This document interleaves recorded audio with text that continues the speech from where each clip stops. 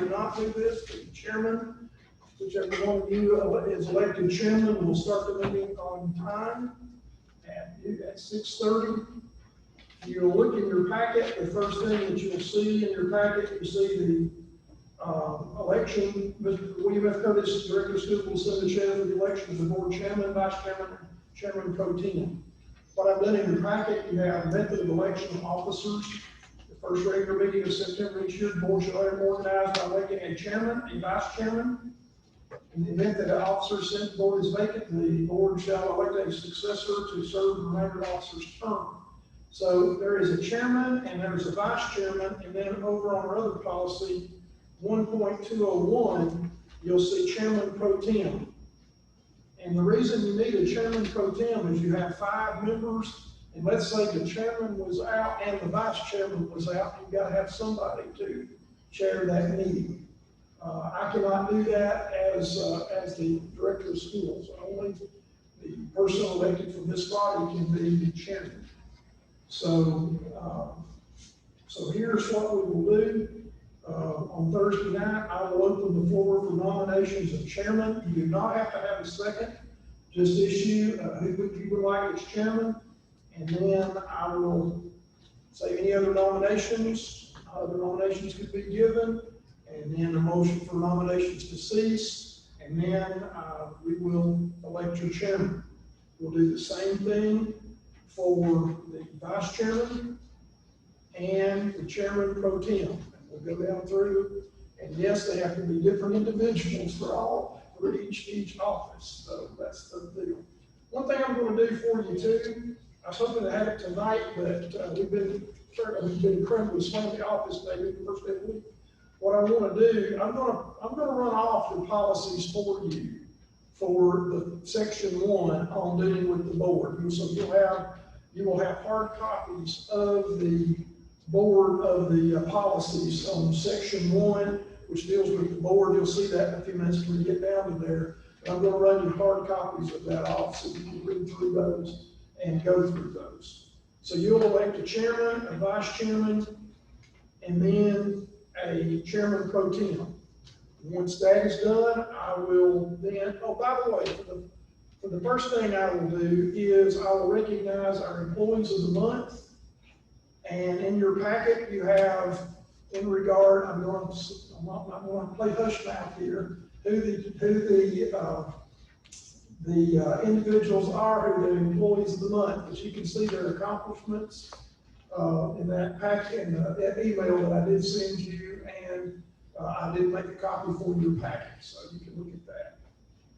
Okay, then I'll do a roll call, and then we will go to the election of chairman, vice chairman, and chairman pro tem. Any questions there? Okay. By the way, thank you for serving on this, especially our 2 newest members that were nominated by the county commission and approved last Thursday night. Yeah, I know it's probably been a whirlwind for both of the ladies on this. I think Derek and Mr. McMackins way knew what they were doing, and so they are elected, and as of right now, no one else is qualified as far as I know. I'm not checked today, but as of last Friday, everybody was. You two were the only ones. Letha, are you still working? Okay. Do you need a signature? I do. Okay, that'd be nice. We'll do that, but no one is qualified other than or picked up petitions as of right now for the November election. Okay, the next thing we do is we will approve the agenda. Item number 2, approve the agenda. Now, if you want to bring new items that are not on the agenda, now here's how we do the agenda. On the last day of the month is the last day for anybody, if anybody wants to get on the agenda, So like in this month, the last day of the month was the 31st. And so agenda closed after that. So if you want to get something on the agenda, please email Douglas or Teresa. In fact, Douglas is moving on to the big house, meeting upstairs. So Douglas is going up there. So I will email Teresa Lewis. That's Teresa.Lewis@ccsdm.net. And if you want to put an agenda item on there, or you can just call me and say, Mr. President, put this on the agenda. That's what Mr. Fan has done in the past and others have done in the past.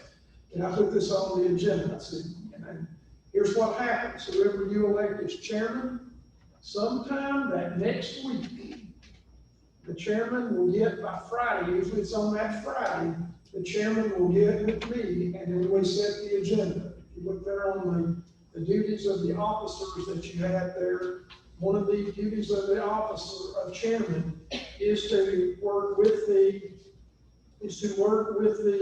director of schools to assist them, director of schools, in preparing meeting agendas. So that's one of the first duties of the chairman, is to make sure that those agenda items are done. And then it goes from that point on. And so the agenda, you see this is a rather long agenda, 15 items. And so you'd be amazed how quickly you can move through if Mr. Curtis will stop. So we'll try to get moving along, and whoever is elected as chairman, move me along. That's your job. Mr. Curtis, thank you for that information for everybody. And now, if you go through an item using parliamentary procedure, and whoever's elected chairman will get you a copy of the parliamentary procedure book, and that is Robert's Rules of Order. I'll get you a copy of that, and then you can move forward with that. But if you get tired of debate, call for the question. And that's all we have to say. I call for the question. And you call for the question, then that means all debate stops. We call for the question, you vote, and if everybody agrees, then pretty well, we never had a call for the question as far as since I've been on the board. So most of the time, everybody's ready to vote, we get ready to vote. So there's the chairman, we probably should have a time to call for the question. So we call for the question, and guess what? All debate stops, the chairman takes the vote. All those in favor call for the question, and that's 2/3 majority. Once you get that, then you move on, and then you vote on the item. So a little bit of parliamentary procedure is what we do. And that's the board, that's part of your policy too, that you've adopted Robert's Rules of Order. Okay, any question about the agenda? So if you want to change anything on the agenda, you get here and you want to add something, then you move to add this, and then they vote on the agenda as amended. And then vote on the agenda itself once the amendment takes place. Is that correct, Dave? Okay, so that's what you do. If you want to add to the agenda, you can add to it. But you're going to have the votes to add to it. Okay, so, but most of the time, if you'll tell the chairman by that first Friday of the month, we can get that, or the director of schools, let me know, we will get that on the agenda, even if it's past the 31st for board members. 31st is the deadline for the general public. So y'all would have let me know, like on this one, you would let me know by the 4th, if me or the chairman, and saying we need to add, I'd like to have this particular item to the agenda. So you can add to that up to the 4th. And you can even add it on the 10th and we've had to do that time or two, where something's come up or something has occurred, you can add items to the 10th, to that, whatever the second Thursday is. 48 hours to notify them. Correct. Yeah, 48 hours to notify the public that I've got to do that. And again, if we have to have a special call meeting, again, that was in those other sheets I gave you a few moments ago. If you have to have a special call meeting, then we'll talk about that in just a minute. All right, anything about the agenda? So there are 15 items. It's a pretty lengthy agenda. I told you the other night, I said, I don't think it's going to be a lot, but guess what?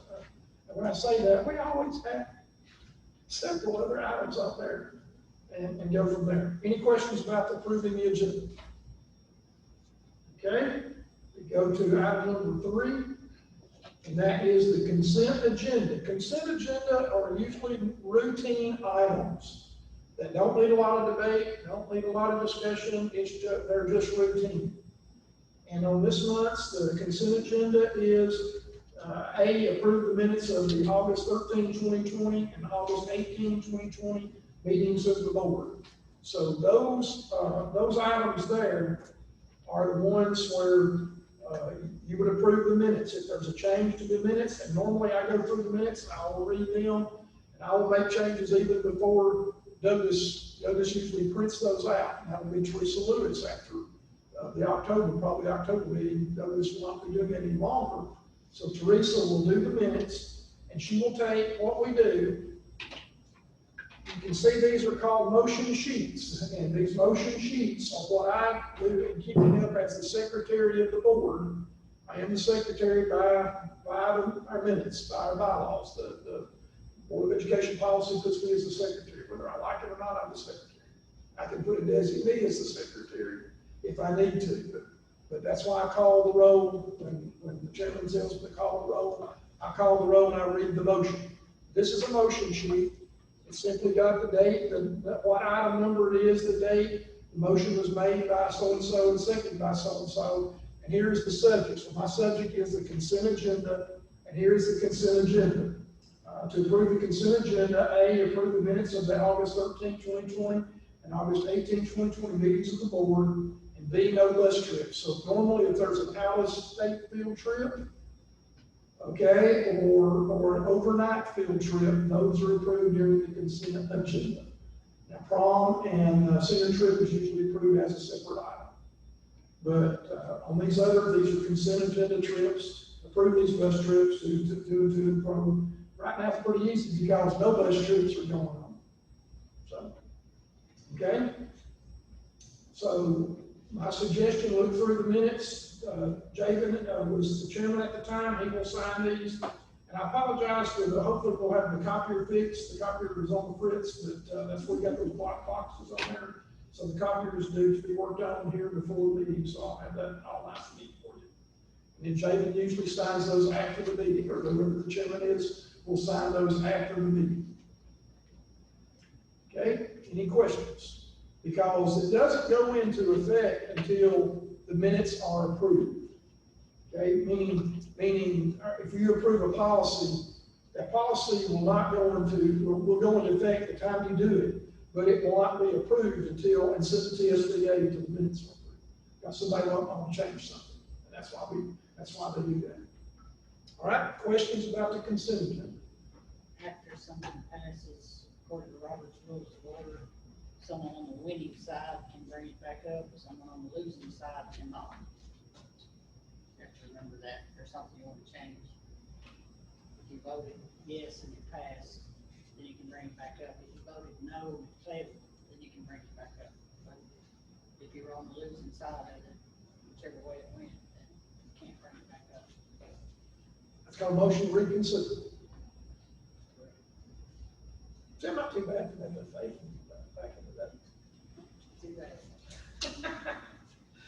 Okay, any questions about that? But normally, if there's a change or something, a lot of times on things, you give me editorial license to look at if they need to make any kind of punctuation changes or things like that to change. Then you allow me to do that as secretary. Okay, questions anymore? All right, let's go to number 4, approve the school board meeting schedule for 2020-2021. Now, what I included in your packet is policy number 1.400, school board meetings and notification of meetings. You have a time where there are meetings that need to be approved or not be approved. These are the meeting dates. What you've got to do as a board is the very first thing after you elect a chairman, you do the consent agenda. The very first item on the agenda is to approve your meeting dates and times at the September meeting. So what I have done for you by policy, the board must meet on the second, it states in board policy, must be on the second Thursday of the month. If you look at line 9 of policy 1.400, regular meetings of board shall be held on the second Thursday of the month. So the second Thursday of the month, board meets. Now, if you look at your schedule, the workshop usually is on Tuesday before the board meets on Thursday. That's by tradition. That's not in the board meeting, and that's not anywhere in board policy. It's by tradition, and we've done it on Tuesday nights. The board may elect to do it on another night. I know some boards do it an hour before the meeting, but I do not suggest that, because there are some items that may take you more than an hour to discuss. But by tradition, ours is on the Tuesday night. Now, here's what I've done. If you will look on the draft proposal, it's the schedule of dates. It looks like this.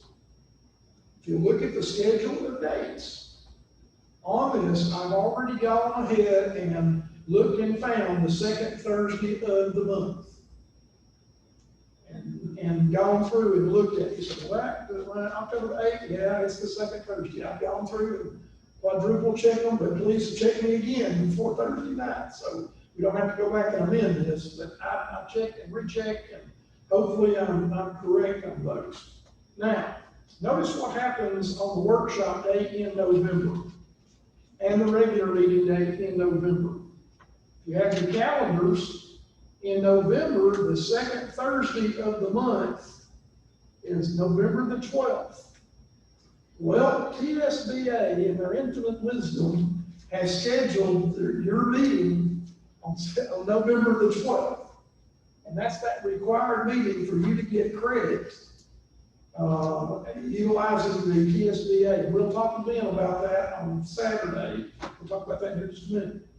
But on the 12th is the Thursday, is the start of the TSBA convention. Now, what that is called the TSBA Leadership Conference. And that's on Thursday and Friday. Jamin, you want to talk about that for a minute on what goes on at the Leadership Conference before the convention? The entire meeting, which I guess I should have. I went to the Leadership Conference, and what they covered was, it's pretty interesting. They covered a lot of sports, structured stuff and how to help students, and they covered a whole bunch of safety stuff on how to make schools. I do not know what the itinerary is on the next meeting, so I can't tell you what it's going to be, but it is informative, and it's a lot of information. There are a lot of people there, so it's really hard to get one-on-one attention. Not maybe out there, most of them are here, but it is very informative. I will tell you that, and it's worth going if you have time. It really is. Got a lot of new ideas and some cutting edge stuff. It's just paying for it. That's the interesting part. And one thing too, you also are required as new board members to attend the new board member orientation. Derek, I think I've already given you a copy, and Wade has a copy, but no, ladies, I'll give you a copy. I'll run that off. I can email it to you, and I can run you a copy off to you. It has the dates where you can go. Is that 1 or 2 days, guys? I can't remember. Is that? It's a one day thing. So you can pick whatever day you want to go to that one. And this one in November will count as your elected. You got to do 2, I think, that are mandatory, or those orientation days are mandatory. Then you have to do the other can be elected. Now, the one that we're having, and I'll use my time right here, on September the 12th, will be our County Board of Education retreat. That will be that Saturday, and I know Jennifer can't come. We've already had that scheduled, Jennifer, so I apologize if we have that scheduled. Mr. Ben Torres, Tammy Grissom was going to come to that, but Ben Torres will be the one. He's their legal counsel with TSBA. He's the second in command at TSBA now. So we've got a very good instructor. We'll start at 8 a.m. We'll have breakfast for you. We will have lunch for you. And if we work through lunch, we'll probably get out by 2 o'clock. So if you work through lunch, and Jennifer, I'm gonna see if we can't get that video. Mr. Cofer can show me how to turn the video on. Or we'll do a Zoom or whatever. You'll have an invite. Okay. And then we can do that, and then you can go back and view that at your will. Thank you. So I hope you'll do that. So that's on September the 12th. She wanted to do that. Do you think they would allow her to get married? Don't know. We'll ask Ben. Hopefully. I'll call Ben tomorrow, and we'll ask if we take that, if you could do that. And I'll just tell him what it is. And he's the ex-Army guy, surely, helicopter guy, he'll surely let another aviator. He didn't want to do that. Especially if we zoom it and take it, and then you go back through it. I think hopefully he'll let you do that. I'll plead the case now. I can't promise, but I'll plead the case. How's that? Okay, now, look at November, the November date. What I did, and I did it at my own discretion, we're going to be asked any of this, why this is a draft proposal. The 9th and the 10th.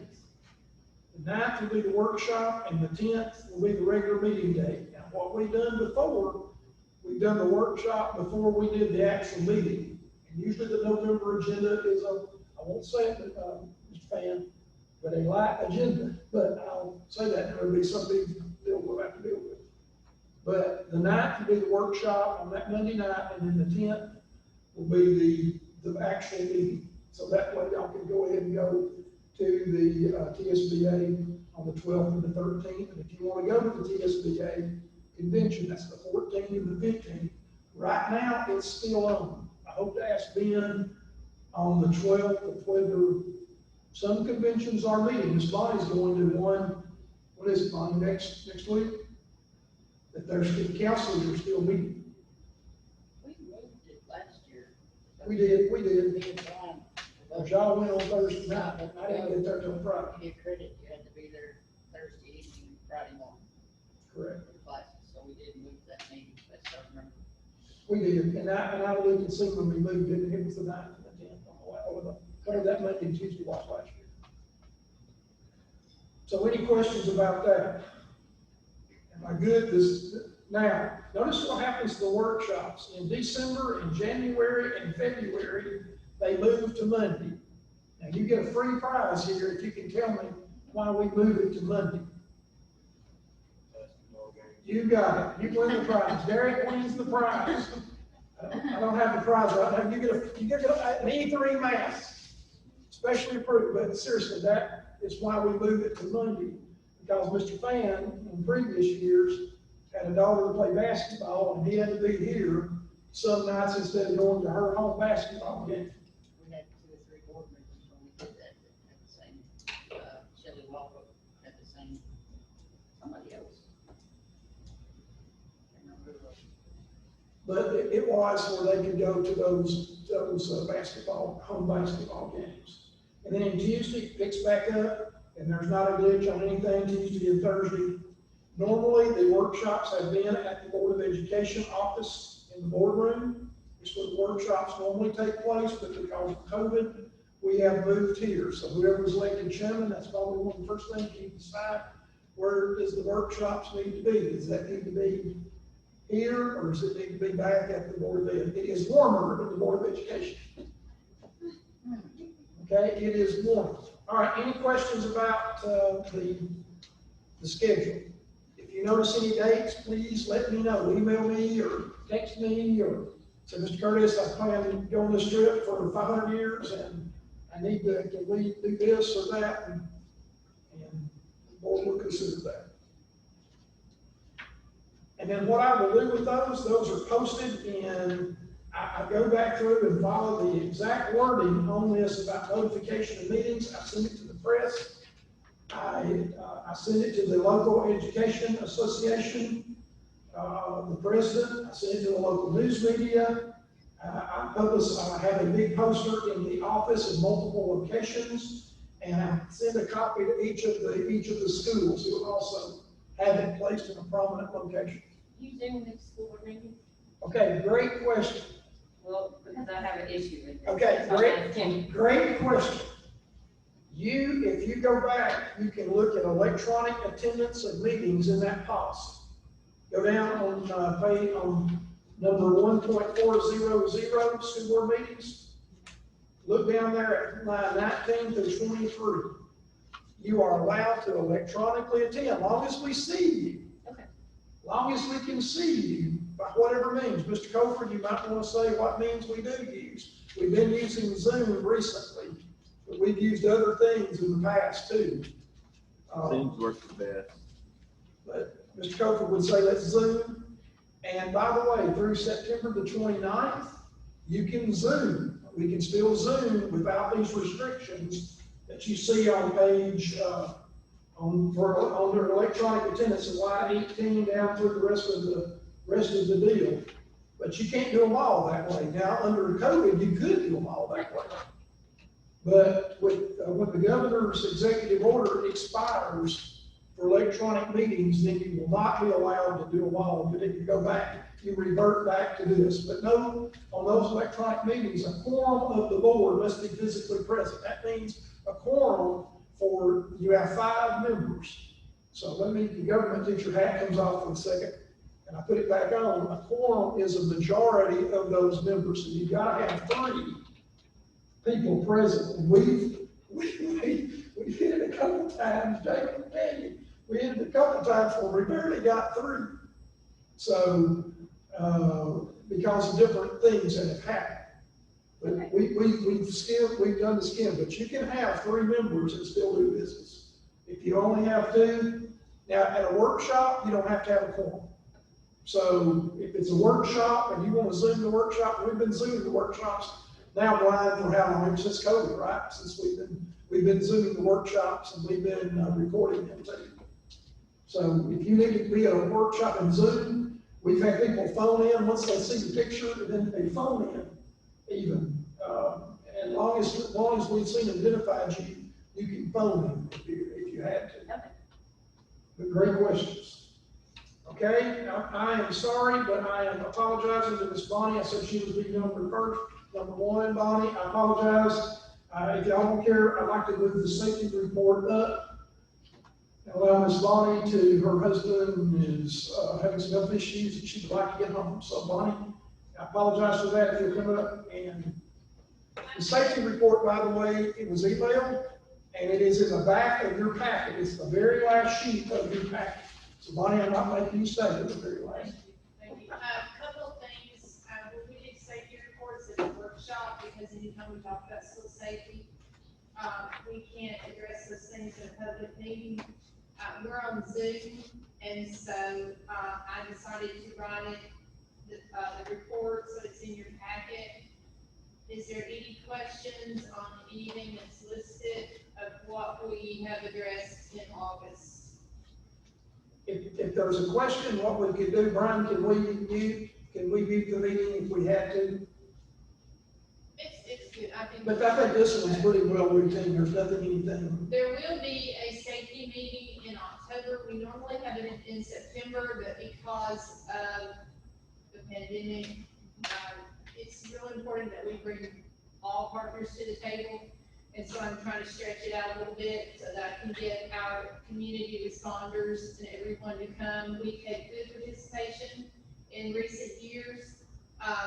You will need to sometimes see me so I can get you or show you how to use the Navigate system, which is our school safety system that we have our safety plans has. I will send you an email that will welcome you into the system. You'll need to log in, but sometimes you may have some difficulty the first time or 2.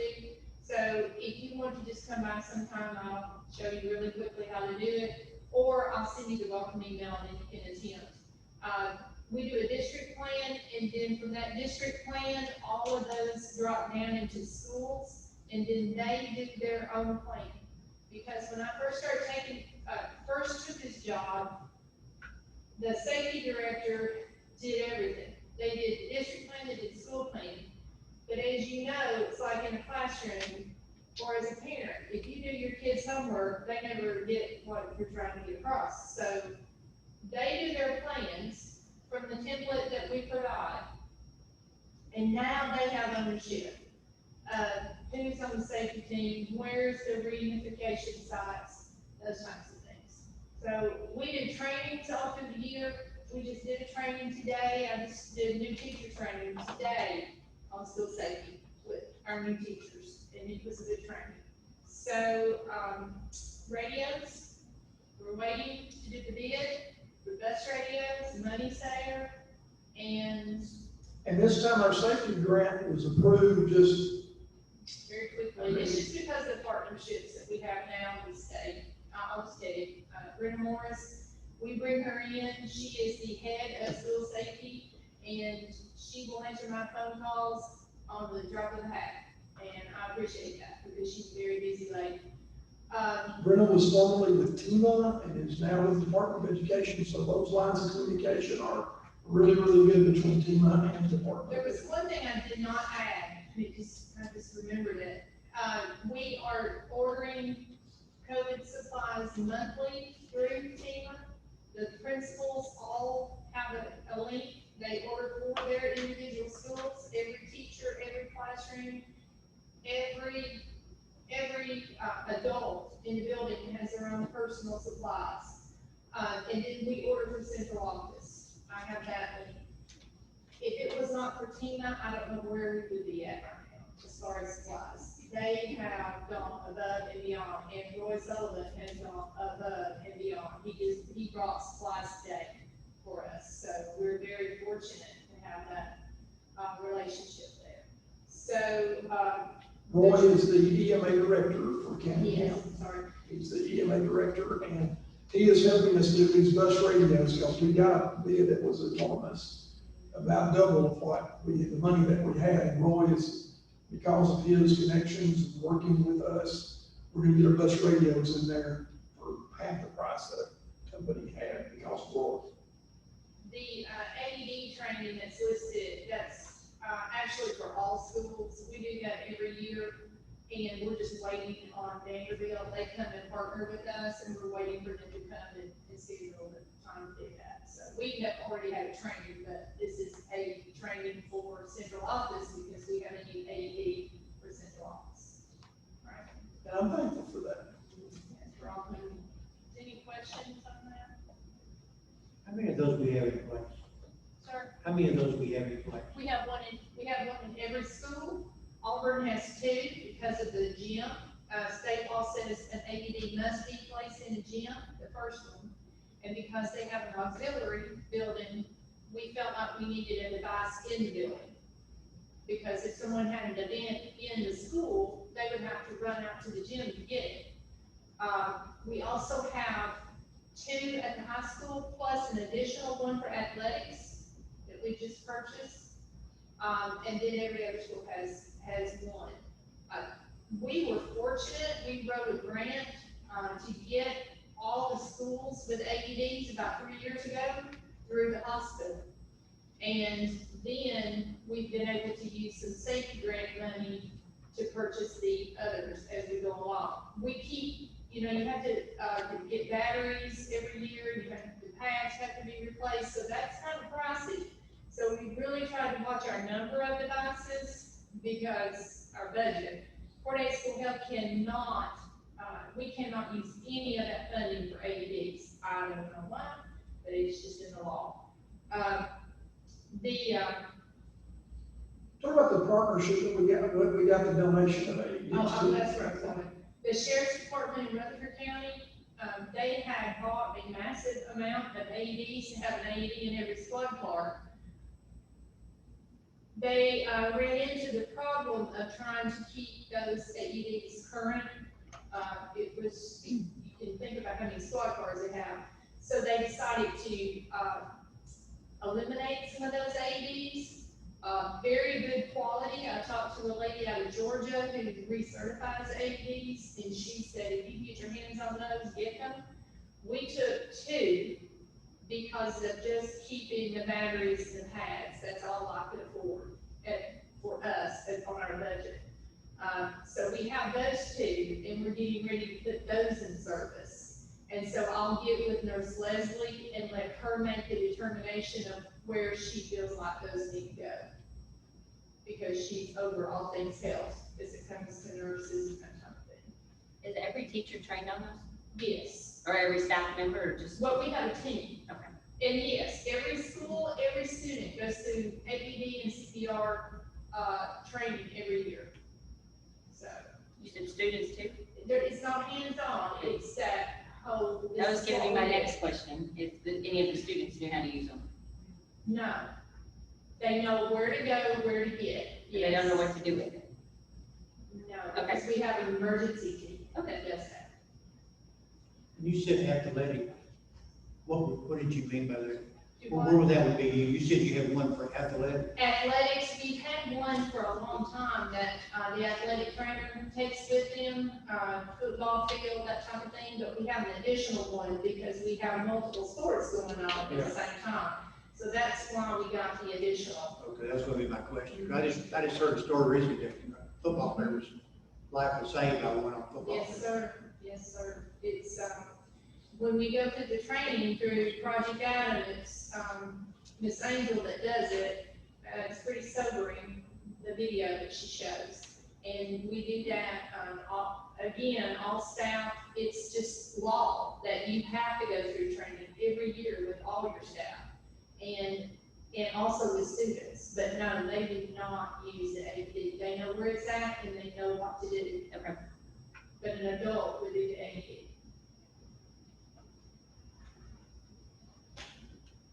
Anything else? Any additional questions for Ms. Bonnie? Great safety report, we get those every month. Ms. Bonnie will have those for you, sometimes written, sometimes, in talking to us. Thank you, Ms. Bonnie. I do have homeschool numbers, if you think. Well, you want to go ahead and talk about that real quick? Bonnie's, also is one of her many hats she wears. She is, the homeschool coordinator, and this is for homeschool. And so, that's different than homebound. Homebound is there's a medical situation that they're having to be, out of school, and we continue to service them. Ms. Julie Benson is over the homebound. With homeschool is those that are completely homeschooled by parents or umbrella organizations. So, Okay, so you have to remember that we're just at Labor Day, and a lot of our umbrella schools and church-related schools have not reported yet. They have 15 days after their start date to report, and some have not started till after Labor Day. So these are raw numbers, but what I did was I just put a total amount of where we were, where we're at right now. It is at 184 students. That is including independent and all your different categories of homeschool. Umbrella, church-related, category 2, which is in-house brick and mortar school, that type of thing. Last year, at the end of the year, we had 207. So we're already up to 184. And I have not had my heavy hitters report yet. My bigger schools that tend to report. I will tell you that I always base my homeschool numbers on my independent numbers, because independent is where a parent just comes in, fills out a form, brings me a diploma, and says, I'm teaching my kid. And usually those numbers are low. Last year at this time, we had 27. We had 41 at the end of the year. This year already we're at 49. I'm averaging about 2 a day. That's 49 more than that at this point in time. We have 49 as of right now. Last year, we had 41 all year. and then this time last year, Bonnie, what was that number, 27? 27. 27, On this so day we're last already year. 20 up. So that means that we're already 20 up what we were this point last year with independent. So that's just give you a heads up on where we are with those students that are leaving our system right now. And I'll be glad anytime if you want to come in, I can explain the whole homeschool categories, all of that. It's challenging when you get into that. That's not counting virtual school, not our virtual. I'm talking the Tennessee Connection Academy, those that get on TV and say, we'll give you a computer, all this stuff. I haven't heard from them. That's not counting those students, because they're not considered homeschool. They're considered public school, because they're taking our money. And we haven't even heard from them yet. They're so backlogged. So, we'll see. I'm dealing with parents every day, trying to find out where they're at. A lot of them are saying, I'm homeschooling, and they haven't produced anything, so I'm chasing them down. It's a task right now, trying to figure out where everybody's at. Thank you. Thank you, Bonnie. All right, any other questions for Bonnie? Thank you, Ms. Bonnie, appreciate you all the best. Okay, go to item number 5, policy recommendation regarding cheerleading being classified as sport and allowing homeschool students to participate. Now, on this issue, we've had a student that was previously, she was on the team, had been approved on the Kankakee High School team, and then she is now being homeschooled. And this parent, Miss Esther Bobo, is the parent with her daughter, and who is a high school sophomore. And she's desiring her to continue to remain on the team. Now, in my research, I went back through and we looked. Bonnie helped me on that a little bit too. So what I did, I sent an email to our some legal folks that I knew, Mr. Jennings, Mr. Michael R. Jennings, our school board attorney, Mr. Chuck Cagle, longtime attorney for TOS, the Tennessee Organization of School Superintendent, who I am a member of. And then I sent it to TSBA, their two legal analysts, Ms. Jennifer White and Ms. Emily Warren, regarding this issue. Here's what I found out. I learned some things. TSSAA is like any homeschooler, if they want to play sports, there are certain regulations by TSSAA that they must follow. I think most of us are familiar. I know Aletha probably told me a lot more about it too, being a coach, and Layton, for all of us to probably talk about that. That has been approved, and there are certain things that they must do to go through and be a participant. Number one, the August 1st deadline, they have to tell Ms. Bonnie that they have the intent to homeschool. Number one. Number two, by August 15th, talk to the principal of the member school in which the homeschool athlete wishes to try out and possibly participate. And then the homeschool athlete must meet the same academic and standard content standards required. You can see the rules. I put up what I did. You should see it says homeschool rule and participation sheet that I've got for you in your packet from TSBA. So you've got the TSBA rules in front of you. What we found out, our AD, Mr. Matt Cagle, and our principal, Mr. Courtney Nichols of Kankakee High School, checked with the TSSAA. And I assumed that it was a sport. Well, guess what?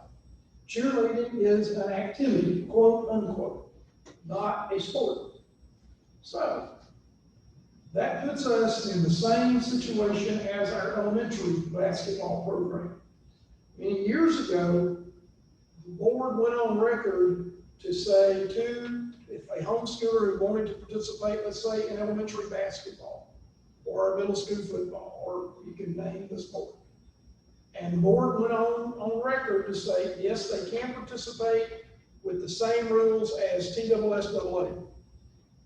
Now, the problem with that is that our small schools are not members of the middle school thing. That's like TSSAA, the MSSA, I guess.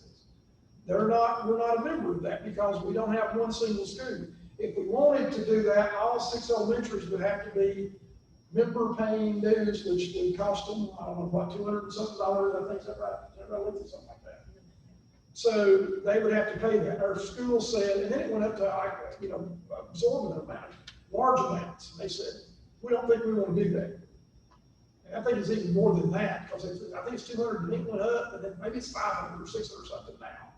So we elected not to do that. So so you've got an indemnity agreement that the athlete signs that names TSBA as the one basically who's the insurer if something were to happen during sports.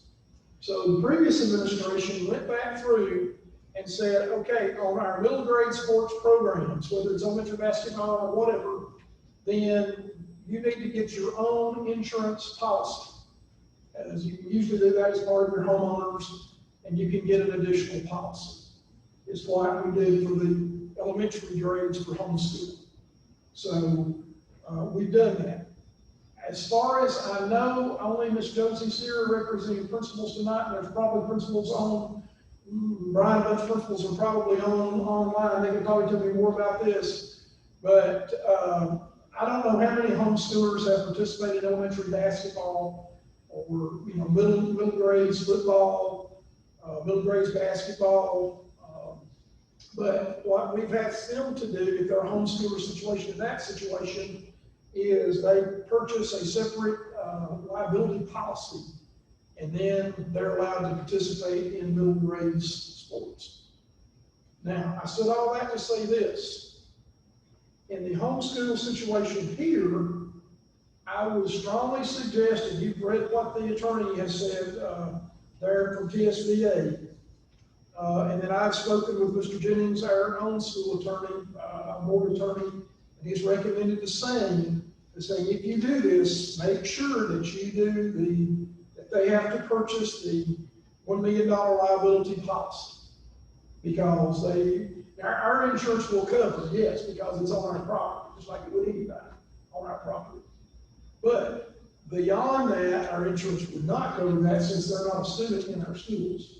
So if they're not a student in our schools, then they would have to have that extra liability insurance policy as done by previous administrations and previous boards have allowed that to happen.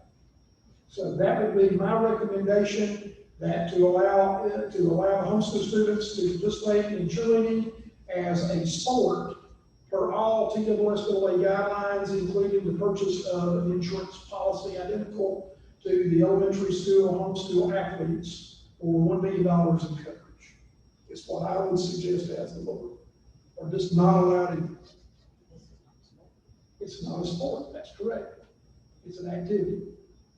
And so, Can I say something? yeah, I'm sorry. Go ahead, Mr. When I started the track team here at high school, and these are grade school kids and high schoolers using firearms. So I didn't know what I was going to run into when I first came to you guys and asked to have that team. It turns out it's one of the safest sports in the United States. But what did happen is I had homeschool schools that participated in high school, and they had to get the policy. Even though I had $3 million liability insurance on there separate, still they didn't get that policy to participate. So this has already been before, not us, but The previous board. was a board in the past. So I don't know, we have to designate the sport. It's just, I'm all for them coming and participating. I've mulled over this all weekend about this and did some research myself. The AMA actually tried to make this, they wanted this to be a sport. And I'll tell you why they said that is because they wanted the safety part of it. And that's what we all should be concerned too. And I haven't heard anything about how the safety is set up for cheerleading. I don't know if we have math. I don't know who's been training, who hadn't. That's something y'all can discuss down the road, but most organizations do not consider it sport. NCAA, High School Association of members do not recognize it. But if we could just say, let's let them participate, but they should have their liability insurance. I would like to say something real fast. I told him with Molly Mervin today, who is the high school, And I think she may be on with Mr. Nichols there at soccer game. But I did. I'm here. Oh, she's on Zoom. But I did check in with her today. She has done, correct me if I'm wrong, Holly, you have done the safety courses, correct? I'm sorry, what did you say, Aletha? When we spoke earlier today, you have done the safety courses, correct? Yes, ma'am, I have. And we have mats, and I mean, all of that is in place that we have to abide by those safety guidelines. So Holly has been to those and taken those courses.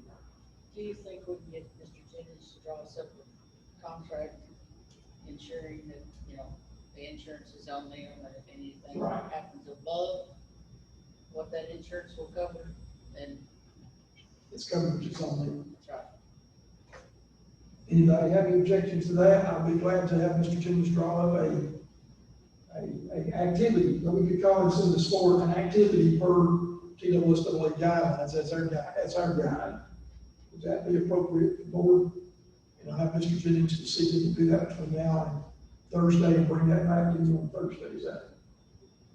Because that's me too, I don't want to limit anybody, especially with the COVID environment that we're in, to limit anybody who wants to go to homeschool or distance learning. I talked to the mother regarding distance learning, if they wanted to go homeschool, and that's their decision, that's their right to do that. But I don't want to penalize the student either, that wanted to be on the right to be on that squad. And we do it for athletes, and that's my opinion as director. Any other discussion on that?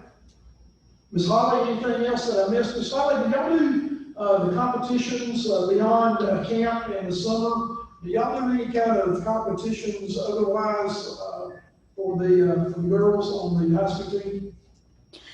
We are starting competitions this year. It's the first time I think they've ever done it.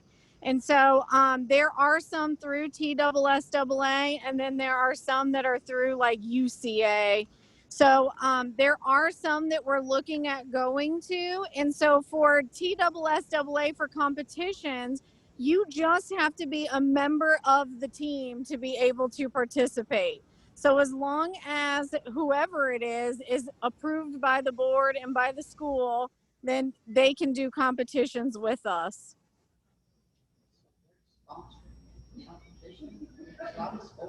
So TSSAA is actually doing a competition that's not a sport, is that correct? That is weirdly correct, yes.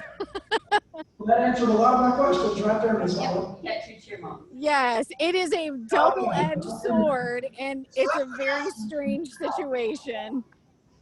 Well, I think what I read, to clarify that, what I would prove it as a sport is because it's not enough regular competition. Now, this event that she's talking about, I know one of them at MTSU is one time a year. So I don't think any of us want to see our cheerleaders get into a competitive competitional thing where they're going every week and, doing something, competing against other students, because what's going to happen is going to take away from their time. Right. What the original activity was created for was to support the athletic teams that they support. So I think that's all the cheerleading organization I read about. They were really upset that AMA was trying to make it a sport, but they thought it would kill the sport, the cheerleading programs around the country, especially college. The college is definitely not. So I think we're on the right track, just letting them do it. Let me ask you a real short question.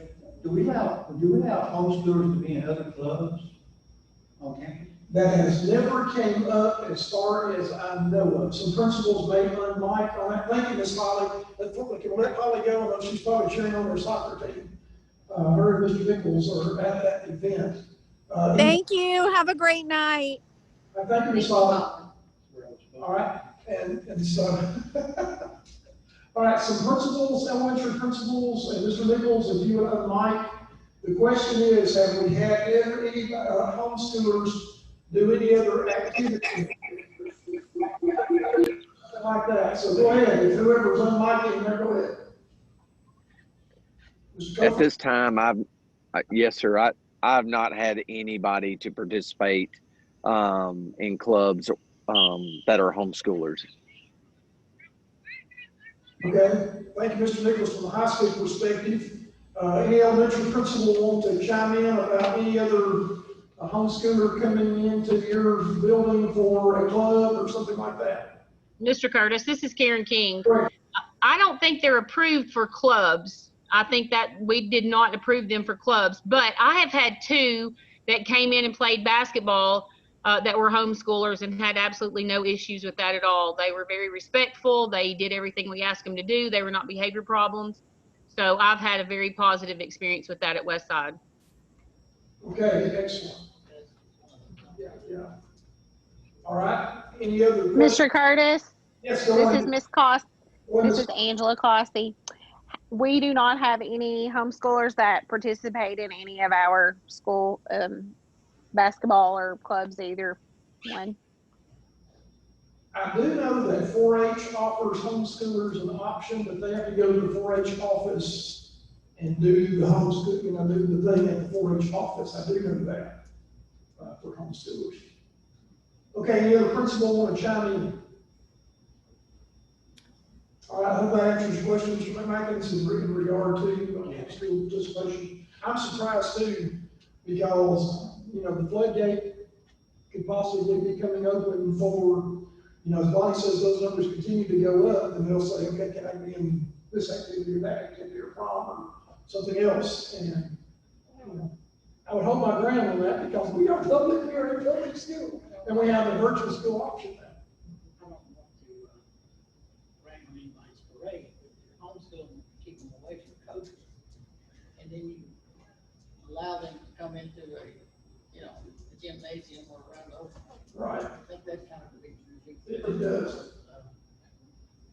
And especially if you're distance learning, now there's a difference between distance learning and homeschooling. I think everybody knows that. Our distance learning program allows, we've been able, but there are some systems that if you're distance learning, you do not participate in athletics. And there's been some students on that because you allow homeschoolers to do it, TSSAA, but then you're not allowing your own students that are distance learning not to. So there was some threatening suits, and I know some boards went back and changed their position on that because of those, you know, those suits that came up. So I wanted to avoid that. That's one of the pitfalls when we were a little bit slow out of the gate compared to our others. We were trying to learn from our others and see what happened as we came out of the gate for our reopening plan.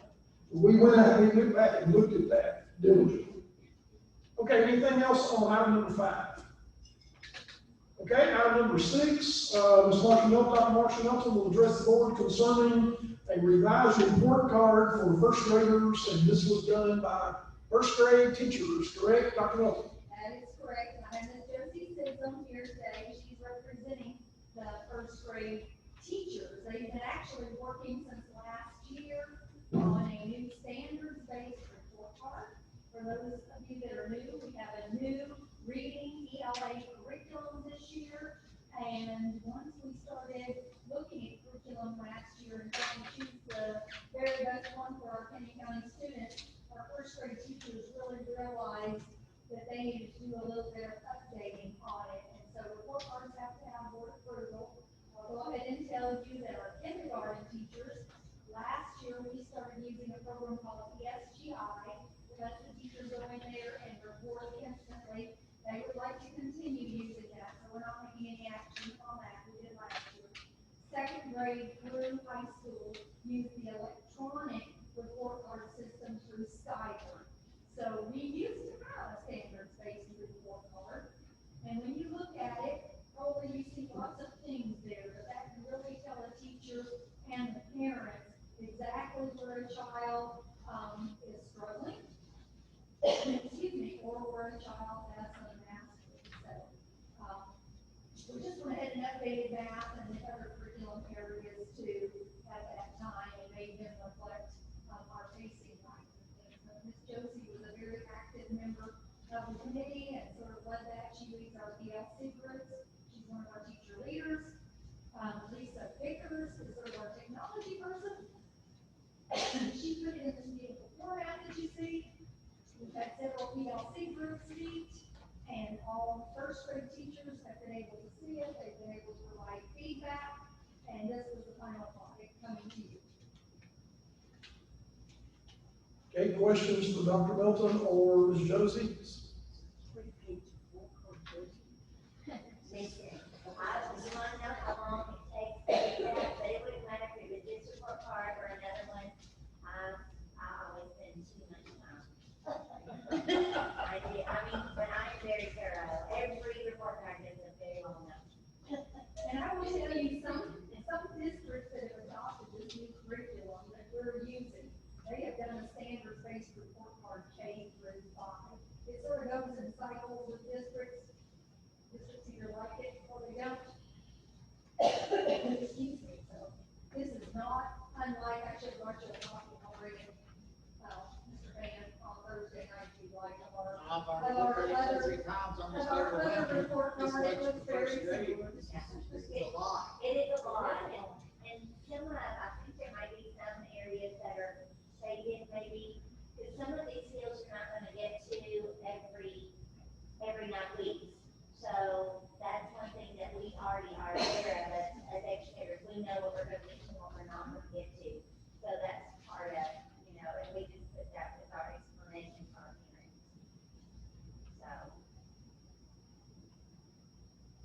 Okay, any questions? I have one question. Can this be, if the board approves this, can this be converted into electronic form for Skyward? We're working on that. Lisa and I, we talked about whether or not we could just upload it, scan it and do it as a PDF and then it could be in there. But even our first grade teachers felt strongly that they, normally when we do a standardization report card, I take the staple somewhere and get it printed, but they don't want that. They want to be able to do it each time and just print it off. And so the teacher theoretically could go ahead and scan that, and a parent could get that to wherever you have divorced parents or parents that are deployed military or something like that, where you want an electronic copy, then we're gonna try to put it on electronic copy. Lisa, yeah, I think Lisa and I talked about that, looking into that. And that just means that when the teacher finished that, putting what they were gonna put down, that they scan it in their scanner in the room and then turn right around and upload it into Skyward. And have the secretary say it in the PDF and just attach it as part of that. I think it's even better. So I keep talking about Ms. Black, Lisa, Ms. Black, she's our Skyward student data management person, so I'm very excited for that. Okay, any additional questions about the first grade report card? Okay, we'll move to number 7. Approve audit bids. Now, we are audited multiple ways, and you learned that as a board member by the state of Tennessee. What this audit does is for the schools, the school individual amounts that the individual schools do. So, principals, I do have a bad announcement. Mr. John Young, who has done it for many, many years, is not doing it any longer. So, we will have a new auditor this time, and this is for the activity funds that schools utilize outside of what we do as a school system. So this is outside of what we do as a school system, and each individual school has accounts that they use from their Harvest Festival funds or their whatever fundraising funds that they do.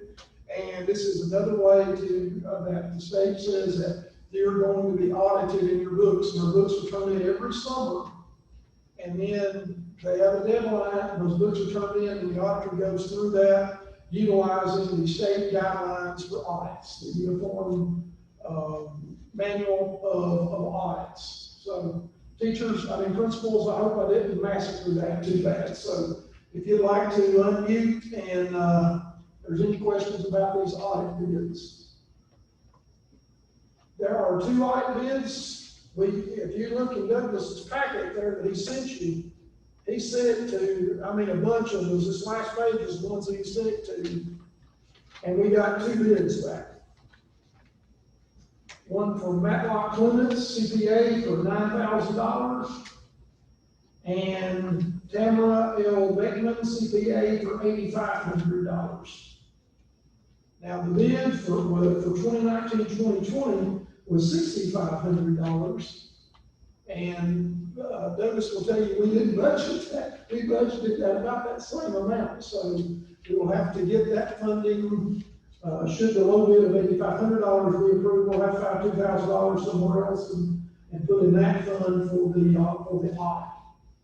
But John B. Young, unfortunately, decided to retire from that type of audit, and he is no longer going to be doing it. So we had to farm it out and look, and these 2 ones came back at $9,000 from Matlock Clements and Tamara Beckman, CPA, for $8,500.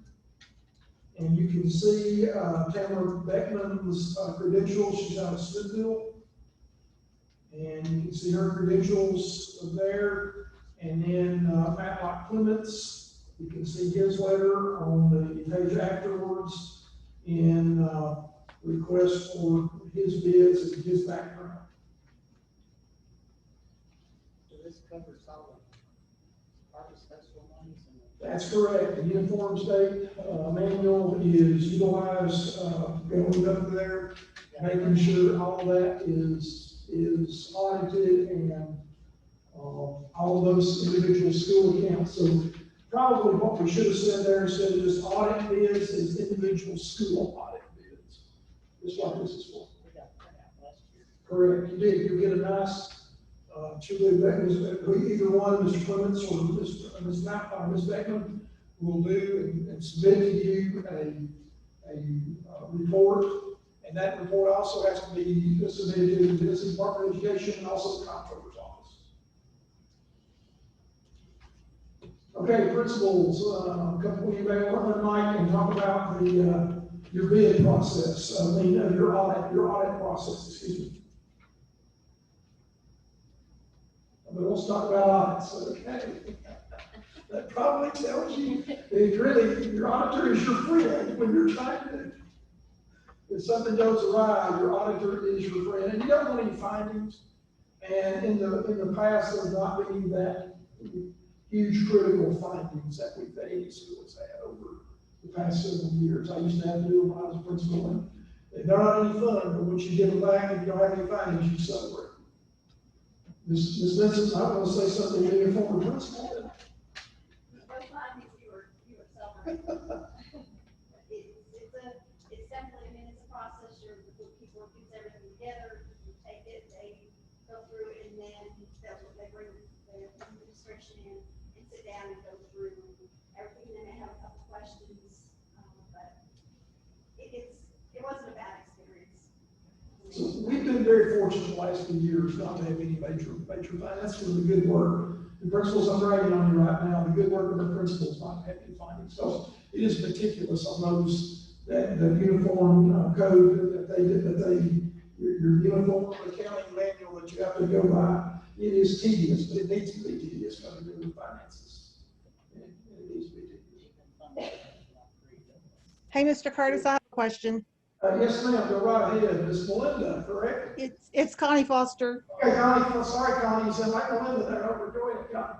I'll take that as a compliment. Hey, do either of those two choices have experience auditing schools? Yes, both do. Thank you. Ms. Beckman and Mr. Clements, Ms. Matlock Clements, certified public attorneys, they do, and they have references, both do.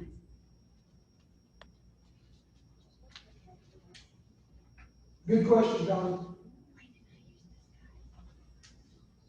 Okay, anything else? And that's very important because school finance is certainly different than regular. You just can't get your regular old CPA to come in and do it. He has to go through certain different procedures with the Comptroller's Office to be approved to do this. Okay, questions? All right, you have those bids. All right, now probably one that's going to take longer than 10 minutes on the discussion. It is distance learning discussion. And you heard Bonnie's comments there about homeschooling. And principals, I want you to unmic on this one because there are several things going on with distance learning. Here's what I did put in your packet, board members. I did put in your packet a copy of the PowerPoint that Mr. Nichols and his team did at the high school in regarding some really interesting findings. I'll use that word. Astounding was, to me, was one of those findings when I looked at that. So you can see what's going on or what's not going on would probably lead to better terminology about distance learning. And let me kind of rephrase for everybody. I think everybody's going to talk about this a little bit, but let me talk just for a second on this. Is that you've got your distance learners that are asynchronous, meaning, or that are synchronous, that are synchronous, that are doing it very, very well. They're zooming into or Google Meeting into their classes every day. And they're staying there when the principal dismisses them, or I'm sorry, the teacher dismisses them for a lunch break. They're back after lunch. They're there every time that screen is available, they're on and they're working. Those are what I call my DLs, distance learners, and they're doing it well synchronously. Then you have your asynchronous learners. Okay. Your asynchronous learners are your learners there that are inactive. And you can see the chart that was done on the bottom of page 1 on the PowerPoint slides. These are your ones that are asynchronous, and I don't want to use language like I'm about to use, but I'm going to use it because when a parent signed up for distance learning, they told us 2 things. And Lisa Black may unmute there, Lisa, if you want to. And there were 2 questions there. Number 1, you have reliable internet. Number 2, you have devices for each of your children to utilize. Well, folks, there are 9 devils out there. I don't mean to be mean and ugly, as Ms. Cox used to say, but I'm going to be mean and ugly here for a minute, is because you got those that will tell you whatever. Oh, yeah, we got great internet.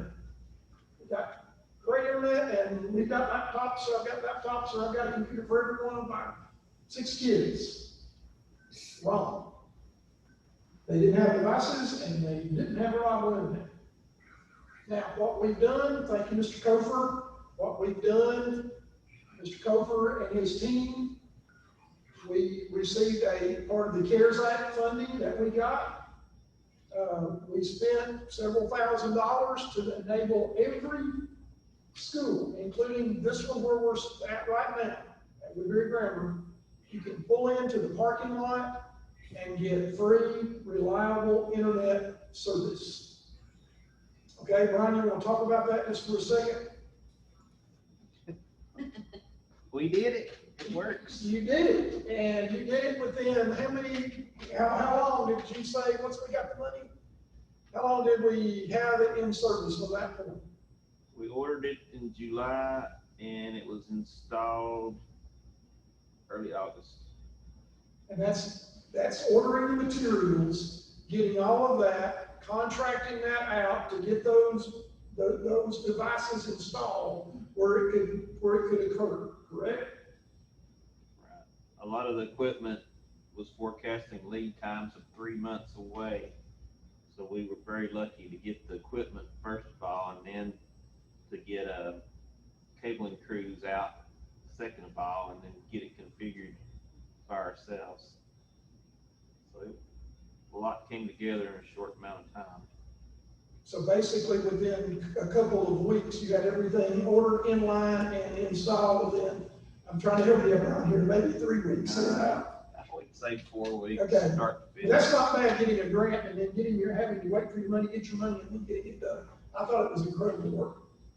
Knowing how some things are delayed, like if you ordered a laptop right now, it would be, what, February before you could get it. So these guys were very, very hard and got it done. And so kudos to them. But that is available for our asynchronous learners to pull in theory, download what they need for that amount of time, for a week or whatever amount of time that's down there for their Google Classroom, and then download it and do it. And get it done, and they can download it, and that's been a challenge too, for them to download, because it downloaded in PDF, and then it's not fillable. We've worked through some things there. But kudos to our teachers who are literally busting their tails to get this done. And they're working very, very, very hard, because you basically got your crew. You got your kid that's there all the time, every day, got his computer ready to roll. Then you've got your others that are maybe kind of sort of zooming in or Googling in every now and then. And then you've got your asynchronous learners that are maybe kind of sort of sending something in.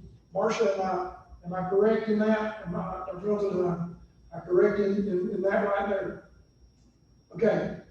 Principals, I want you to unmic if you would. Let me ask you something. And tell the board a little bit about, okay, Mr. Fan, sorry. Before we go into that, Patterson's already left. We don't know what the judge is gonna say.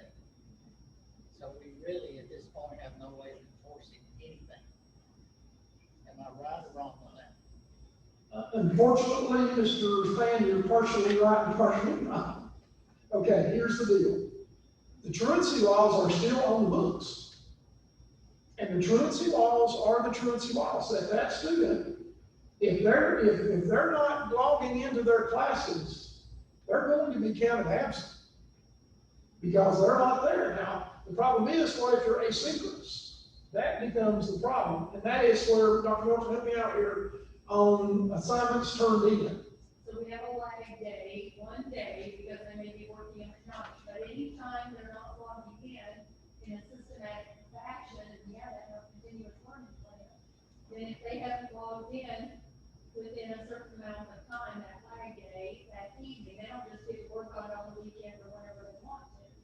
We should start our regular attendance, policies and go through the, tiers. Ms. Monty would be able to talk to you about if she were here, as if they were face-to-face students. I mean, I guess I'm in the old school. You do the work, you do it correctly, you pass. You don't do the work, you don't turn it in, you get an F, you fail. Exactly. And Mr. Nichols, if you want to unmic, you might want to talk about the high school and when we get to the elementary level about that. And there are some astounding things in this report, you know, and I think everybody's taking the time to look at that. I am flabbergasted. And here's one of the reasons, and Courtney he can unmute there and talk to us a little bit about that. But what is crazy to me is you look at the 9th graders, there are 24 total distance learners in 9th grade. Of the 24, 17 are taking more than one class, one or more classes. That is astounding. That nothing is taking place. In fact, those students are just pretty well not doing anything out of 9th graders, it looks like. So we're going to have to put some teeth into the enforcement of our distance learning program. And it's not just us. Y'all probably heard on the news, Metro is Rutherford County. These big student systems they're encountering the same exact problem we are. We're on a smaller scale, but we're encountering the same problems they are in distance learning. It's not work. If it's done with fidelity, like anything else, it's working great. But if it's not, our teachers are they're just working themselves to death, and then the students aren't doing anything. Now this is in my professional opinion, they're just not. And so, Mr. Nichols, if you would unmic, would you make a comment in regard to it's just not happening? Is that to be the summary I'm saying? Yes, sir. And like you stated, it's not just a Cannon County problem.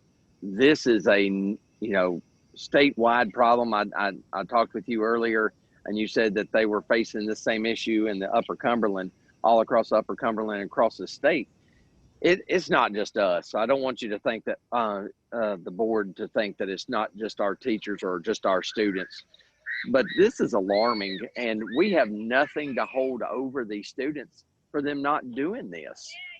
And my teachers are working themselves to death at this point, and we just have, like I said, these numbers are astounding to look at and see them that they're not doing it. The older kids, that seems like it's a little bit better. Your juniors, seniors seem to be handling this. My major concern are what are we going to do if this group of freshmen fail? I don't have capacity in my schedule for next year to accommodate for all these failures. So that's going to be a major issue that we're going to be facing.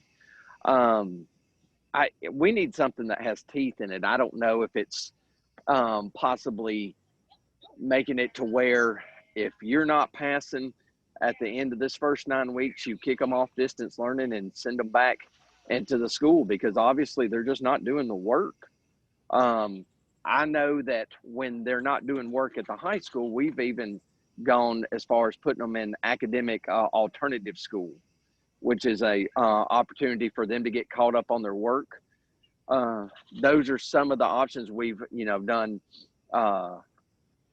We have what's known as pause time. We now call it instructional focus time, but it was the same as Paul's time, where we would just mandate them going to those teachers' classrooms that they were failing, and so that they could make up their work. Now these distance learners, I have nothing, and just being point blank about that, I have nothing that I can hold over them or push them to do their academics at this point. Or if they were if they were failing in an on-campus situation, you would be knowing that immediately and making immediate ramifications for them, correct, Mr. Lucas? Absolutely. We've set up a now to where it's, we could put them in an instructional focus time, which would be 25 minutes each day, that we could target those classes that they're failing and make them go to that have remediation. I have nothing for these distance learners. I'm at a loss. I don't know what I can do to I don't want to say punish, but I don't want to know what to do to motivate them, to get them to pass at this point. We're making phone calls to parents. We are logging that. It's just some of these kids are just not motivated. Okay, Dr. Melton was going to say something. Go ahead, Dr. Melton. Well, two things. Lisa, I asked Lisa, and she's working on it, just to run the numbers. What are their failure rates percentages for all the students? Because we need to flag them all. But as Mr. Courtney said, Mr. Nichols said, we've got that instructional focus. Are we offering instructional focus time to our distance learners too? And I was kind of thinking the same thing too. Absolutely.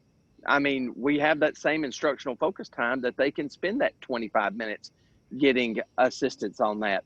They're just not logging on, or if they are logging on, they're just doing the bare minimal just so that they can be counted a present, so that they don't be counted in truancy. Mr. Nichols? Yes.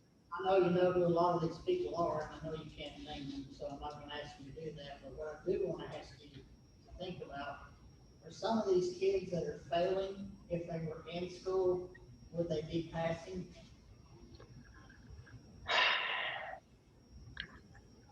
I would say, that's the thing. That's hard to say. I would venture to say I could come near having them passing if they were in school.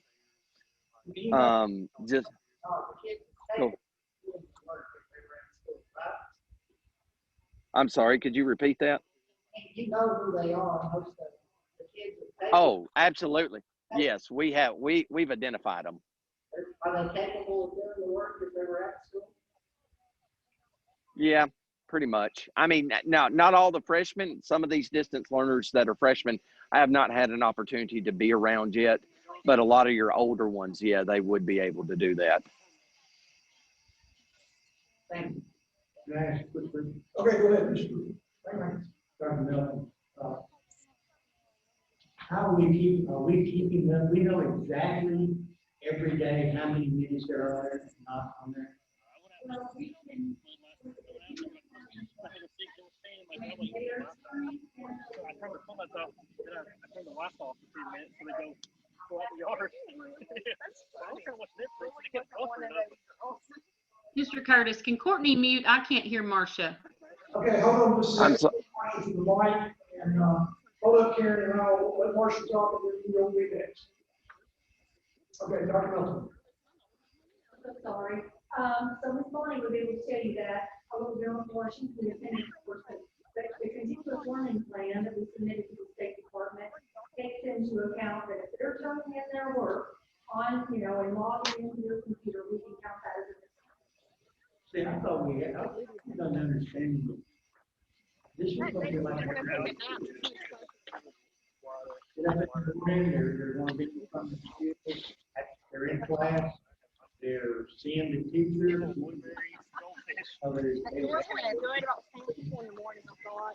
Haven't been to a class. Am I right? So there are some students that are doing that. I peeked in at Eastside School, and that's called live streaming. They're doing the same work just like we're doing right here. We have some people electronically, we have some people standing right here in front of us, so we're doing that at the same time. But by the same way that when this meeting is recorded on Thursday night and it gets uploaded, then the ones that weren't able to attend get to watch it later that day, which is the problem that we have, and Ryan can probably got Mr. Cooper right off the bat, is the students that don't have the internet capability to live stream at the exact same time that it's going on. So therefore, teachers are uploading the material, the videos and things like that, so that they can either pull into the parking lot, so that they can have internet access, or in a couple of cases, we just know the parents are working full time, and it's not just a high school thing. I'm sure the principals will speak to that too.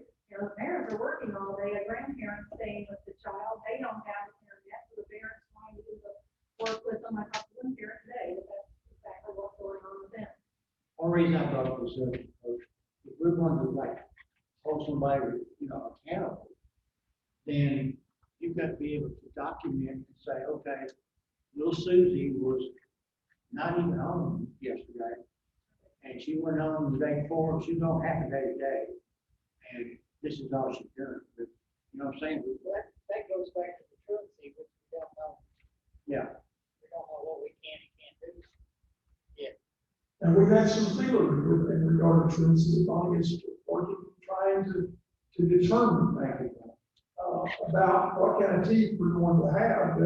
But even a judge, and I'm talking to nothing, but even a judge would say, okay, this student is not been in a single class for 6 weeks or so.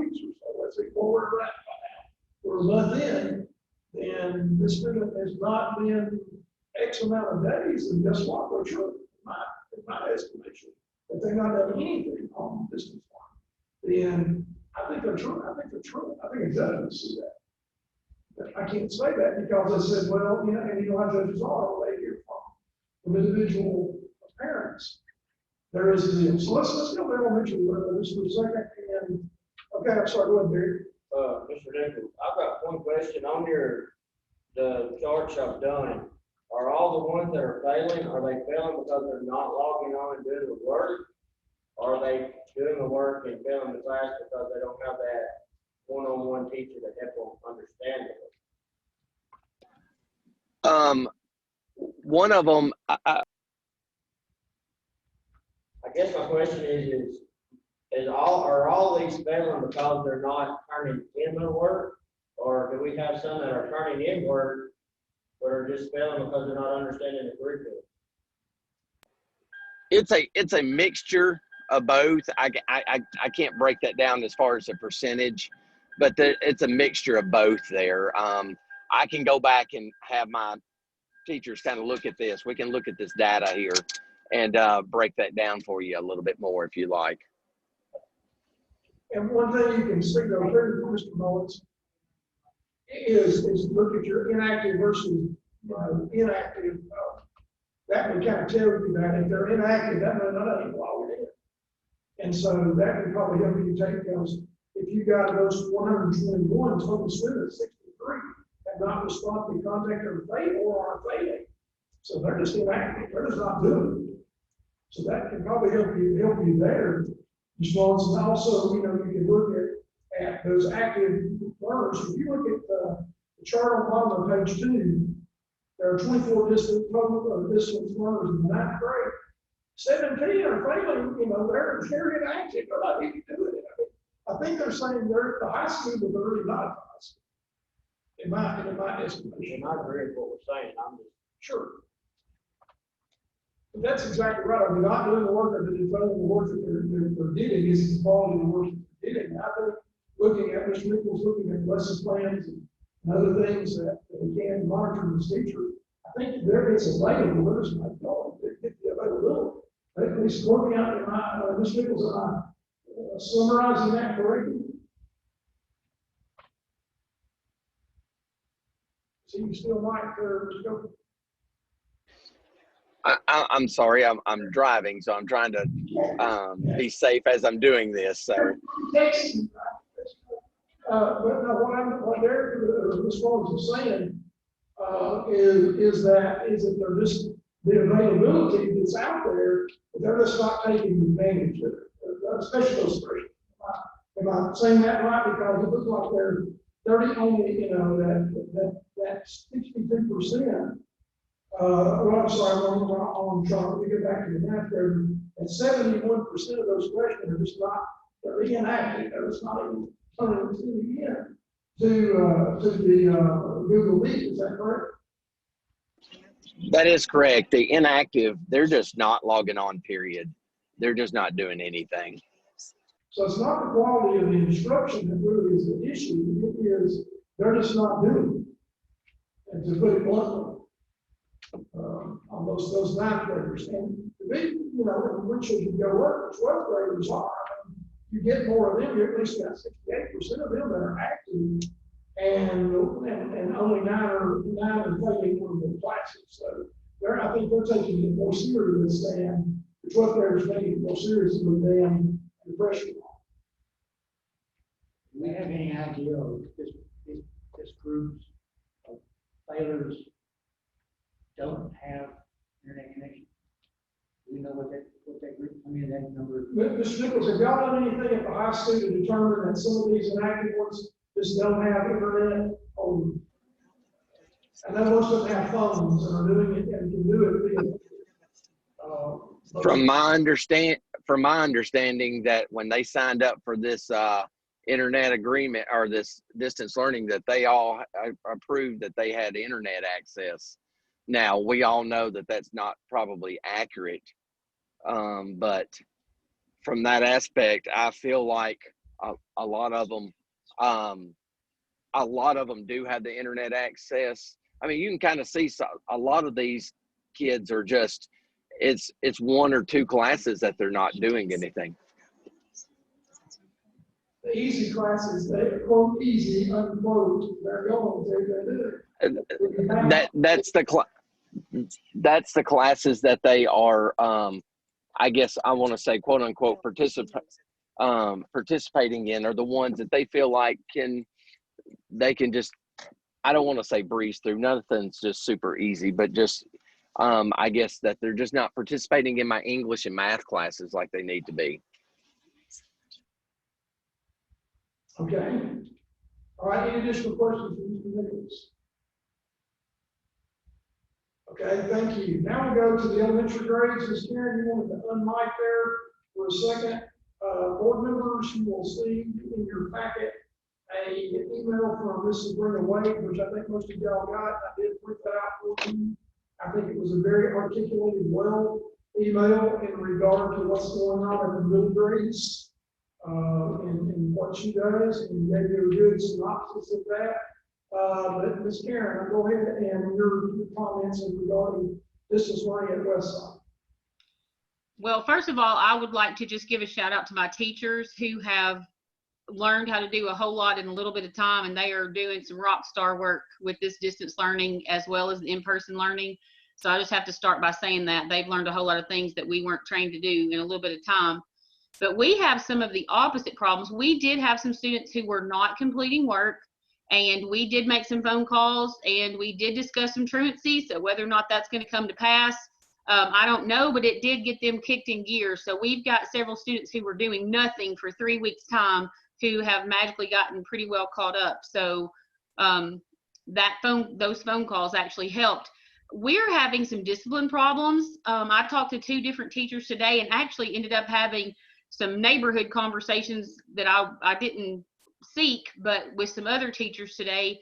And I feel like this is an issue across the county, but I'm going to sit in on a class tomorrow because we have 2 of our distance learners who think it's real cute to make noises and get up and run around the room and interrupt the class. And so what I would like to have teeth in is how many sessions they get to do that before we turn them off. Because if they're not going to be supervised and they are not going to sit there and do what needs to be done, they are interrupting the rest of my class. And I did put some wordage in my contract about that, but I feel like I'm going to need some board backing on that for me to turn them off. One of the conversations I had with a teacher from another school just in the grocery store today was talking about she had a kid that was putting sunglasses off and on. And we've also had some issues of parents standing in the background giving them answers, and we can hear that happening. We also have some instances of work being turned in that we know for a fact the parents have done. And I mean, we have that at some point, even with in-person students doing homework and that kind of thing. But that's where we're hitting the most of ours, is just the behavior piece while they're on the computer and maybe an adult's not monitoring them.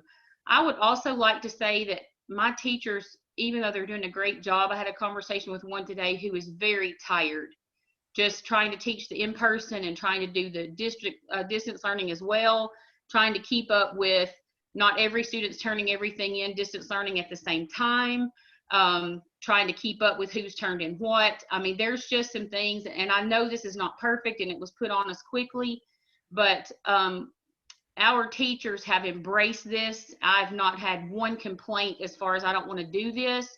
They have all gotten on board and tried to learn how to do it. But we've got some tired teachers out there, and I just want to say that just to take up for my teachers. They are working themselves absolutely to death. Okay, questions from Ms. Karen? I don't have nothing for Ms. Karen, but as a board, can we just shut a kid off from learning? I mean, I understand what Ms. Karen is saying completely. Right. If your kid was running around the classroom, disturbing the class, they could send to the principal's office or to outside the hall or however they do it nowadays. But, you know, you cannot have a kid running around in the background and the kids are gonna watch the TV more than the other teacher watching other kids, but I don't know that we can just shut off their learning. I know we could probably mute their mic, but that's not gonna stop the video. Right. All right, Ms. Dr. Wilson.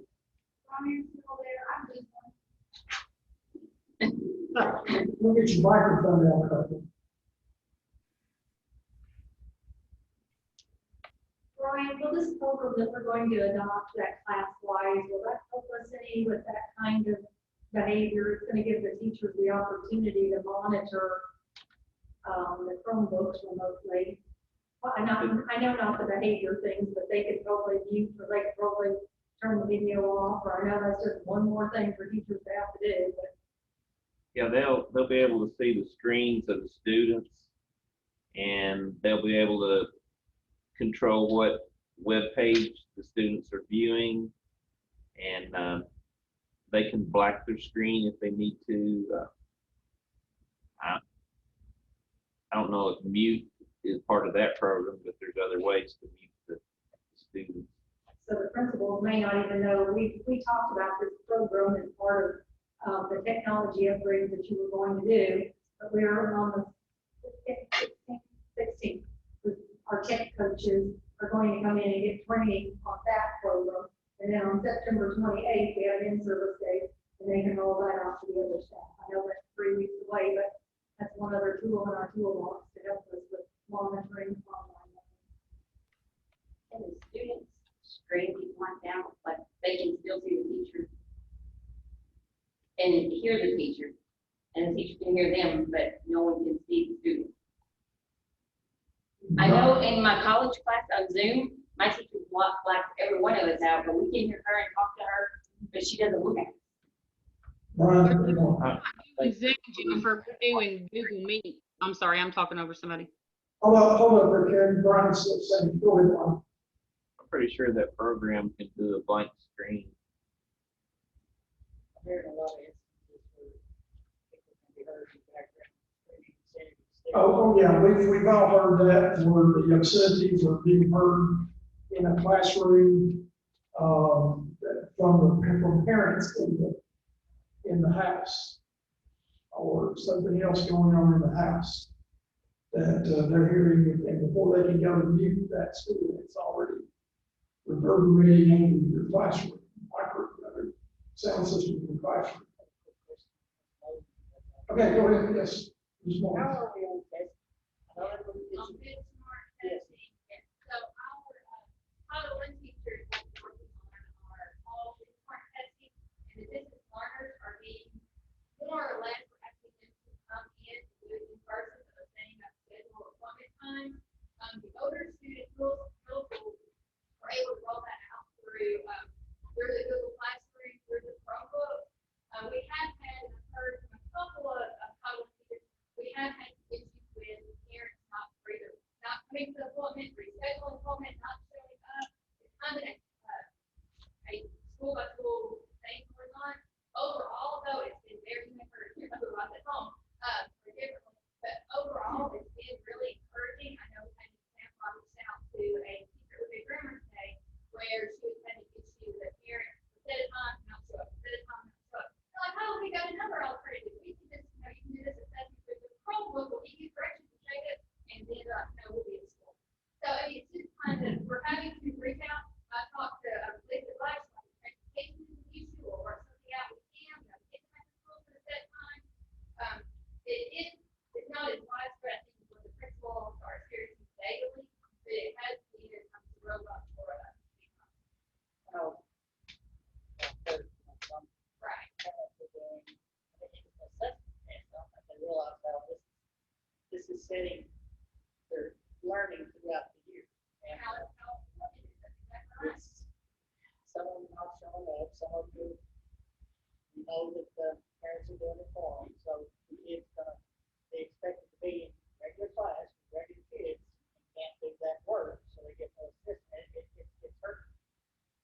I just think this COVID thing, it's just not pretty, it's almost a disaster. I hate to be pessimistic.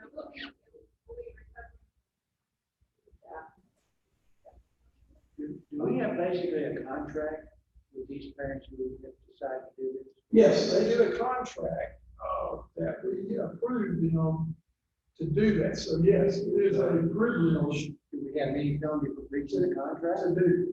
Not, this was brand new. None of us had I know, I just didn't know. None of us had ever been here before. That's why I'm asking. If there's a breach, other systems are looking at that.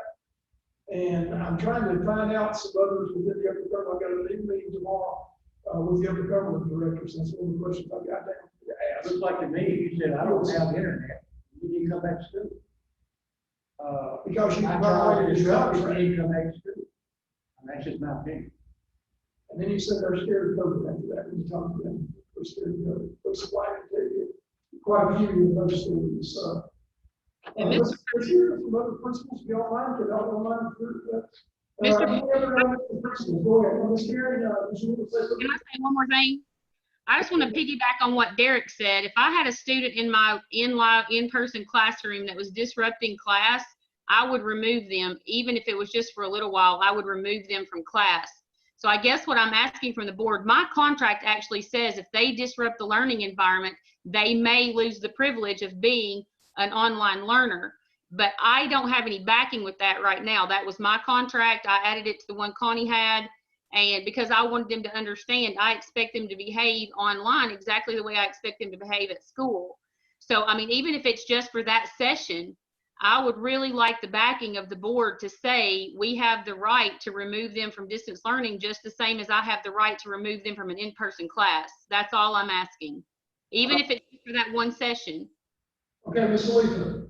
They are a student at the school. Absolutely. They may be distant, but they are a student in that classroom, and they're one first student. By all means, I think that they should be removed, just like if they were in person. They're a student. I agree with that. Now, legalities is what we have to look at that, and find the legalities on there, but still, they're required, and Marshall might be a little bit with that, the legality part of that. But they're still our students, we do not utilize their equipment, how that works. And they are still our responsibility, so yes, absolutely. And how do you do that? That's the question that the principal will have to ask. Additional weapon, I'm gonna say additional arsenal would be the, of what can we do? That's what I'm hearing you say, is that correct, Karen? Ms. King? I'm sorry, what did you say? I was saying that you're bringing some team that give you some options that if the kid, that if the student is having this issue, that they can be removed from distance learning for a period. Absolutely. And we will explore the, shutting the video piece down and even shutting their audio down where they could still hear the teacher. But I also want them to understand that's not acceptable behavior. I wouldn't allow that in person. And I just want some teeth to not have to allow that on distance learning. What capabilities do the teachers have on this Google Classroom as, controlling? I do Microsoft Teams at work all the time. If I set up a meeting, I can mute whoever I want, or I can ask them to shut off the camera also, or we cannot see them, they can still hear us. Do we have the teacher, I don't know, I'm informing the teachers, I understand that, thank y'all for all you're doing, but do we have the capability of teachers muting them at least, and then when they're called on, the teacher on each other student? Mr. Coker, you can probably answer that better probably than we'll get back with some principals and teachers on, I'll do that. Go ahead, Mr. Coker. Do we have the capability to do any of that currently? Yeah, with the new software, we probably will. It's what I'm hearing. Yeah, I mean, you can, they're using Google Meet and Google Classroom, and you can mute participants. But yeah, you can mute the student. Like But somebody. they can unmute themselves. But they can unmute themselves, who said that? It's Melinda. It's Okay, Melinda. go ahead, Melinda, your thoughts on that. Because your school is going full virtual, so you're going when no one's going before either, so. Yeah, Go ahead. The students are able to unmute themselves. Even Mr. Curtis. Even if the teacher mutes the meeting, the whole classroom, they're distant learning. If the administrator has the right to mute the meeting, on the meeting, the Skype meetings, the Microsoft Teams I use, if I mute the whole, all the attendees, whether they unmute their mic or not, nobody can hear it.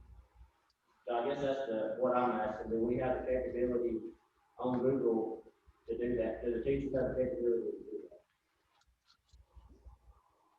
Not that I'm aware of. Brian Kofer, can they? Do you know?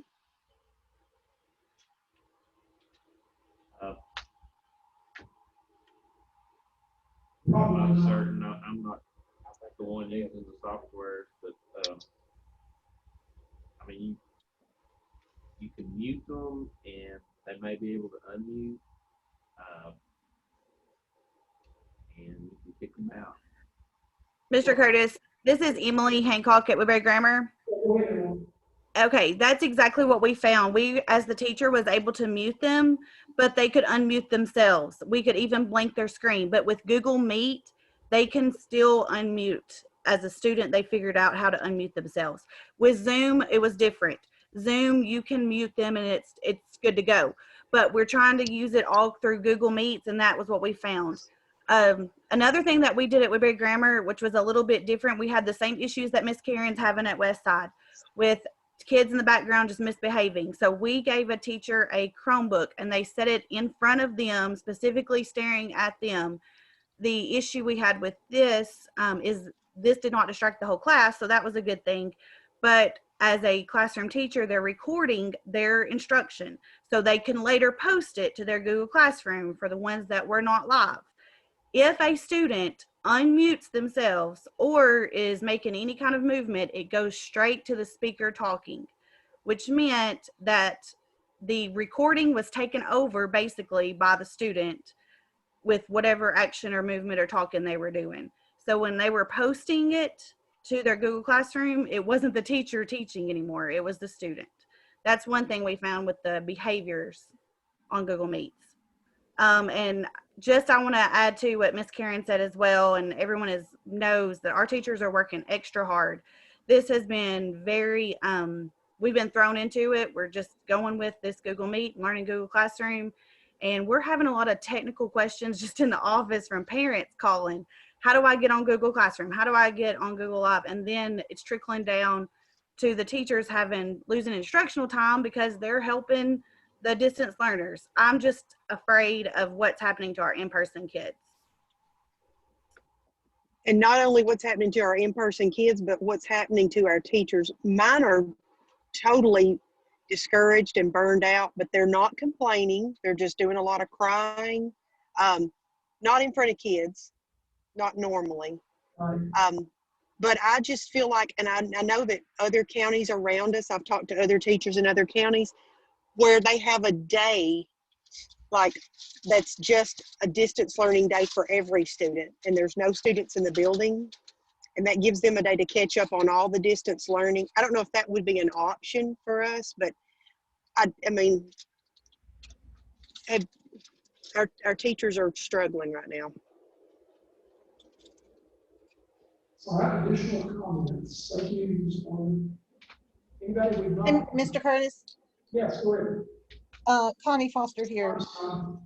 If I remember correctly, we presented an issue to the tech department in the beginning. We had a concern that students could record the sessions, and we didn't want students to have the power to record the session. We wanted to maintain control of that. And I believe Tim Davis was able to take care of that across the district for us. So it might be something the tech department could explore if we could, on the district level, figure out a way to make that to where students can't unmute themselves once the teacher has muted them. I don't know, something to look at. I'm thinking we're probably got that down. We can find a technical way to do that. Dr. Wilson. Well, I would say Google first. You know, Google Meet wants to keep up with this and the others, so it's in development right now. That doesn't happen today. Hopefully, they want to keep it. So that's in the works. So that's encouraging. Mr. Curtis, will you repeat what she just said? I didn't hear her. She said Google Meet is is in the middle of exploring that because they want to keep up with Zoom and the rest of the things that are out there on the platforms, and that they are working on a solution where if the teacher mutes you, then you're muted for that time. So thank you. Google is working on that. That's a powerful organization. So hopefully that's more sooner than later, more than 11 today, but hopefully that is something that can happen in the future. Because we are a Google system and utilizing the platform that we have.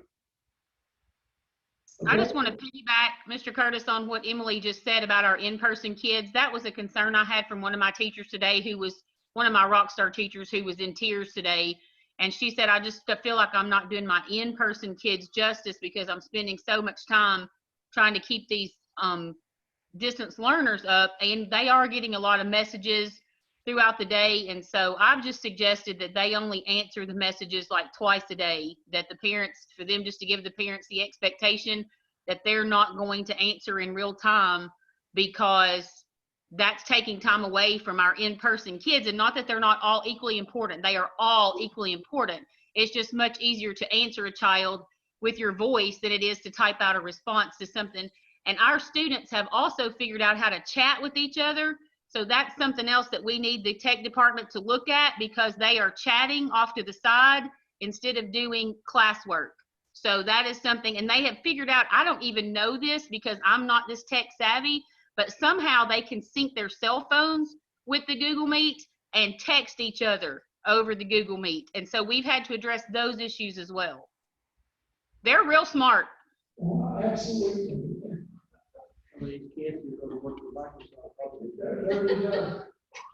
So thank you, Ms. Karen, on that, because that is something that we need to certainly look at of doing. Anything else on any other elementary principle that we need to look at? They're giving a lot of feedback, and that's what we need is your teacher's feedback on possible. Hey, Mr. Curtis, Yes, this is Angela Cossey.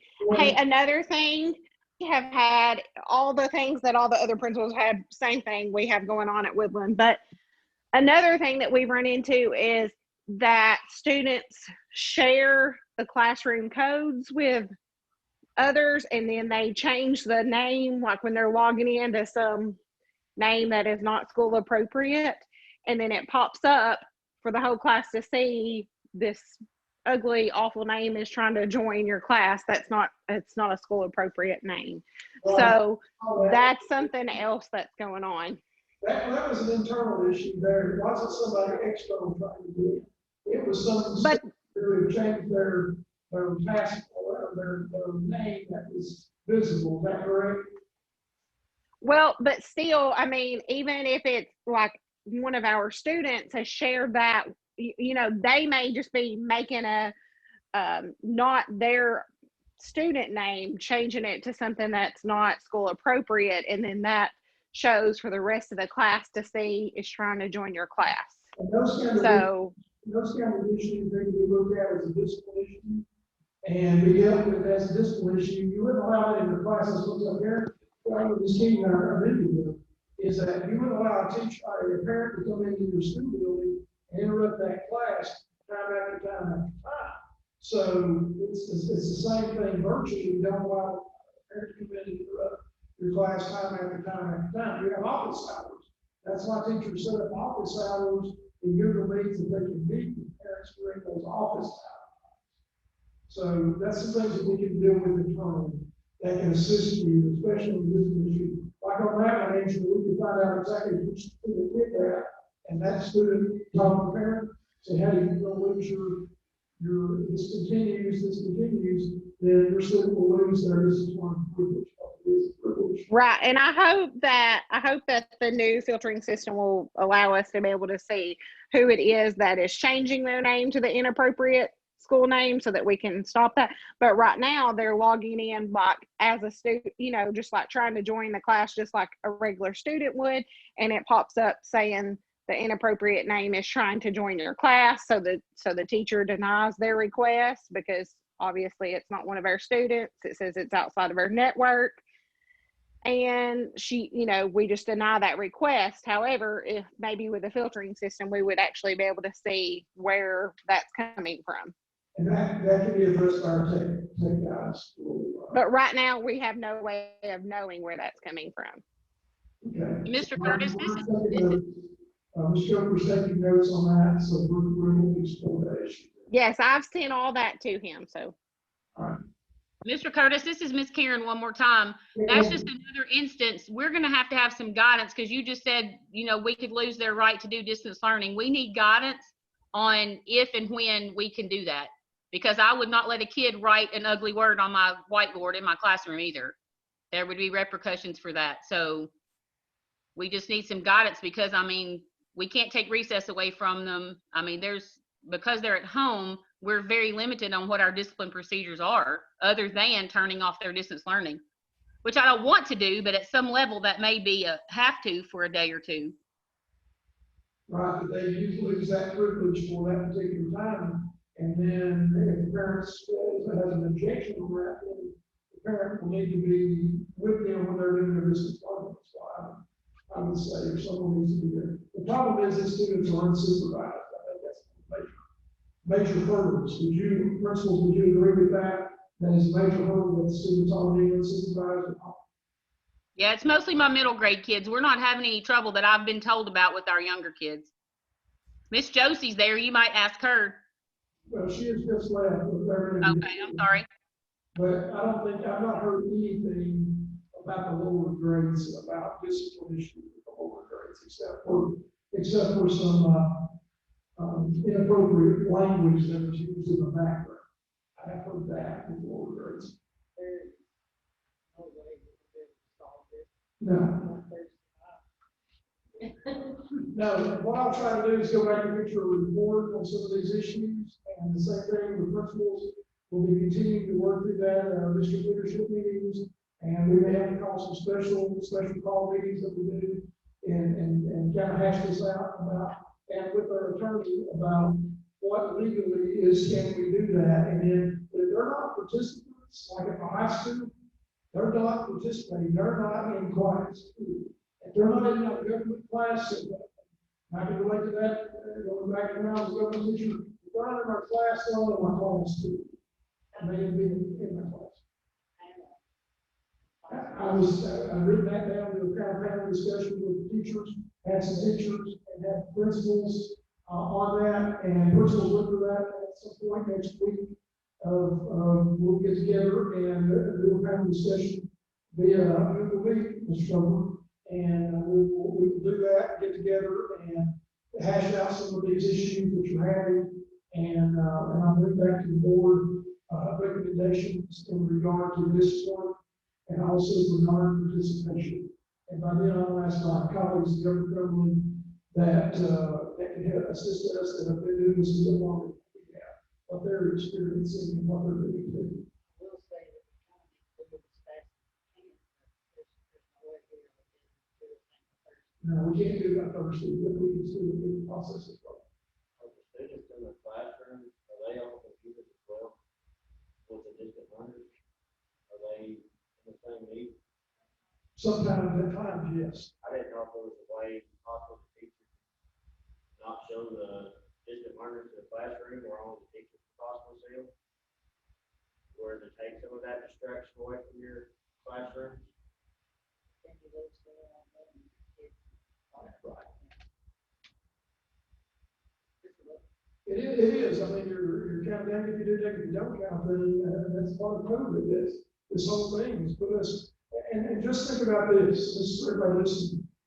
Just think about where we were on March the 13th.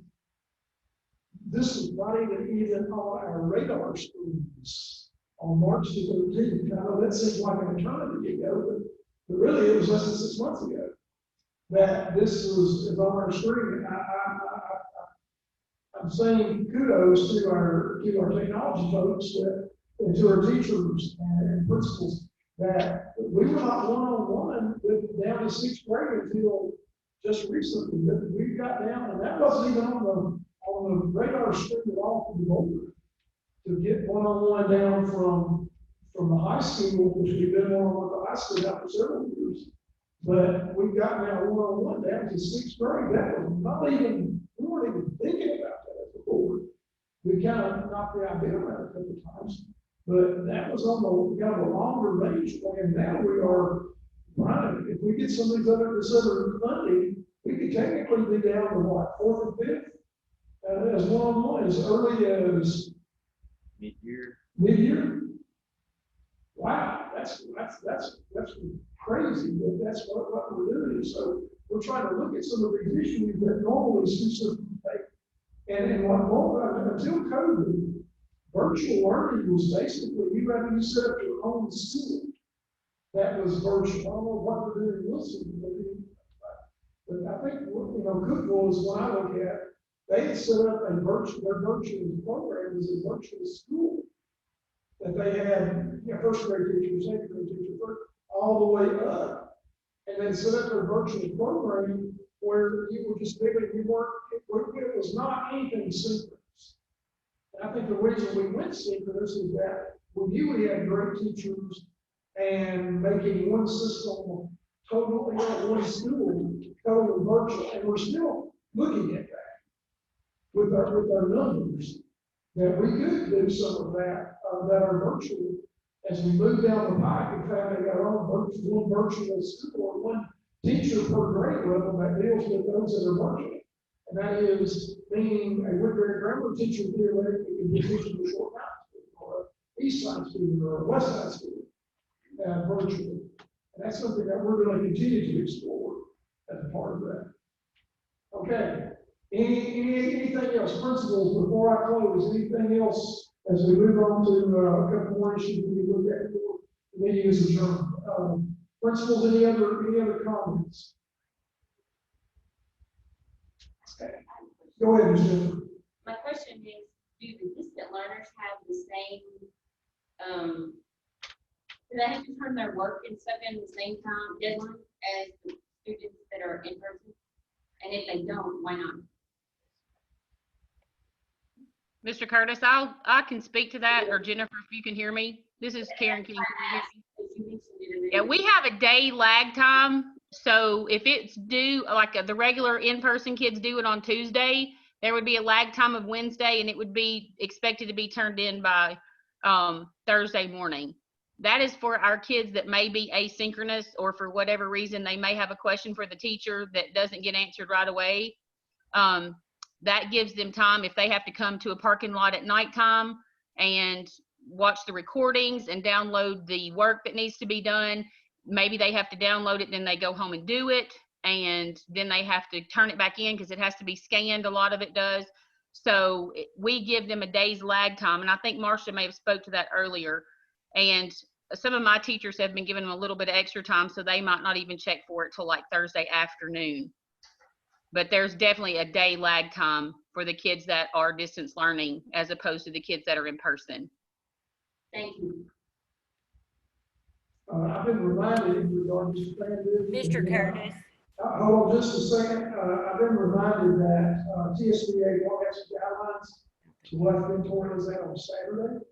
Also, policy 6.300, Dr. Goldman wants to is the code of conduct. So if that policy could be amended with principal input, you could go ahead and say, this is our code of conduct, and then here is disciplinary matters, even if it's virtual disciplinary matters, and we can do that. Okay, who else want to make a comment? Mr. Curtis, this is Stephanie Alexander at Short Mountain. Can you hear us? Yeah, I can hear you. Go ahead. So Jennifer, I would like to speak to that as well. We have some virtual learners who said they had a device and said they had reliable internet. Come to find out that they are relying on a hotspot from a cell phone. So even though I have provided them with the Chromebooks that the technology department has given me, they're still trying to run one or more Chromebooks off of a cell phone hotspot, which is just typically not sufficient. So many of those parents are requesting paper packets, and there's really a week's lag time because our pickup and drop off is on Monday. Some of those parents are being really diligent and getting that work turned in on Monday. I've got students who, if we were to send home a progress report today, they would probably have nearly straight zeros because they will not do the work and turn it in. And my teachers are really frustrated. So this really just piggybacks off of what other principals have shared. Some of the same issues going on at Short Mountain, but you know, teachers are trying to stay on top of the virtual assignments, the Google Classroom assignments, the paper packet assignments, and the kids in the classroom. And they are really struggling with just juggling all of that in the amount of time that they've been given to do it. They're not complaining.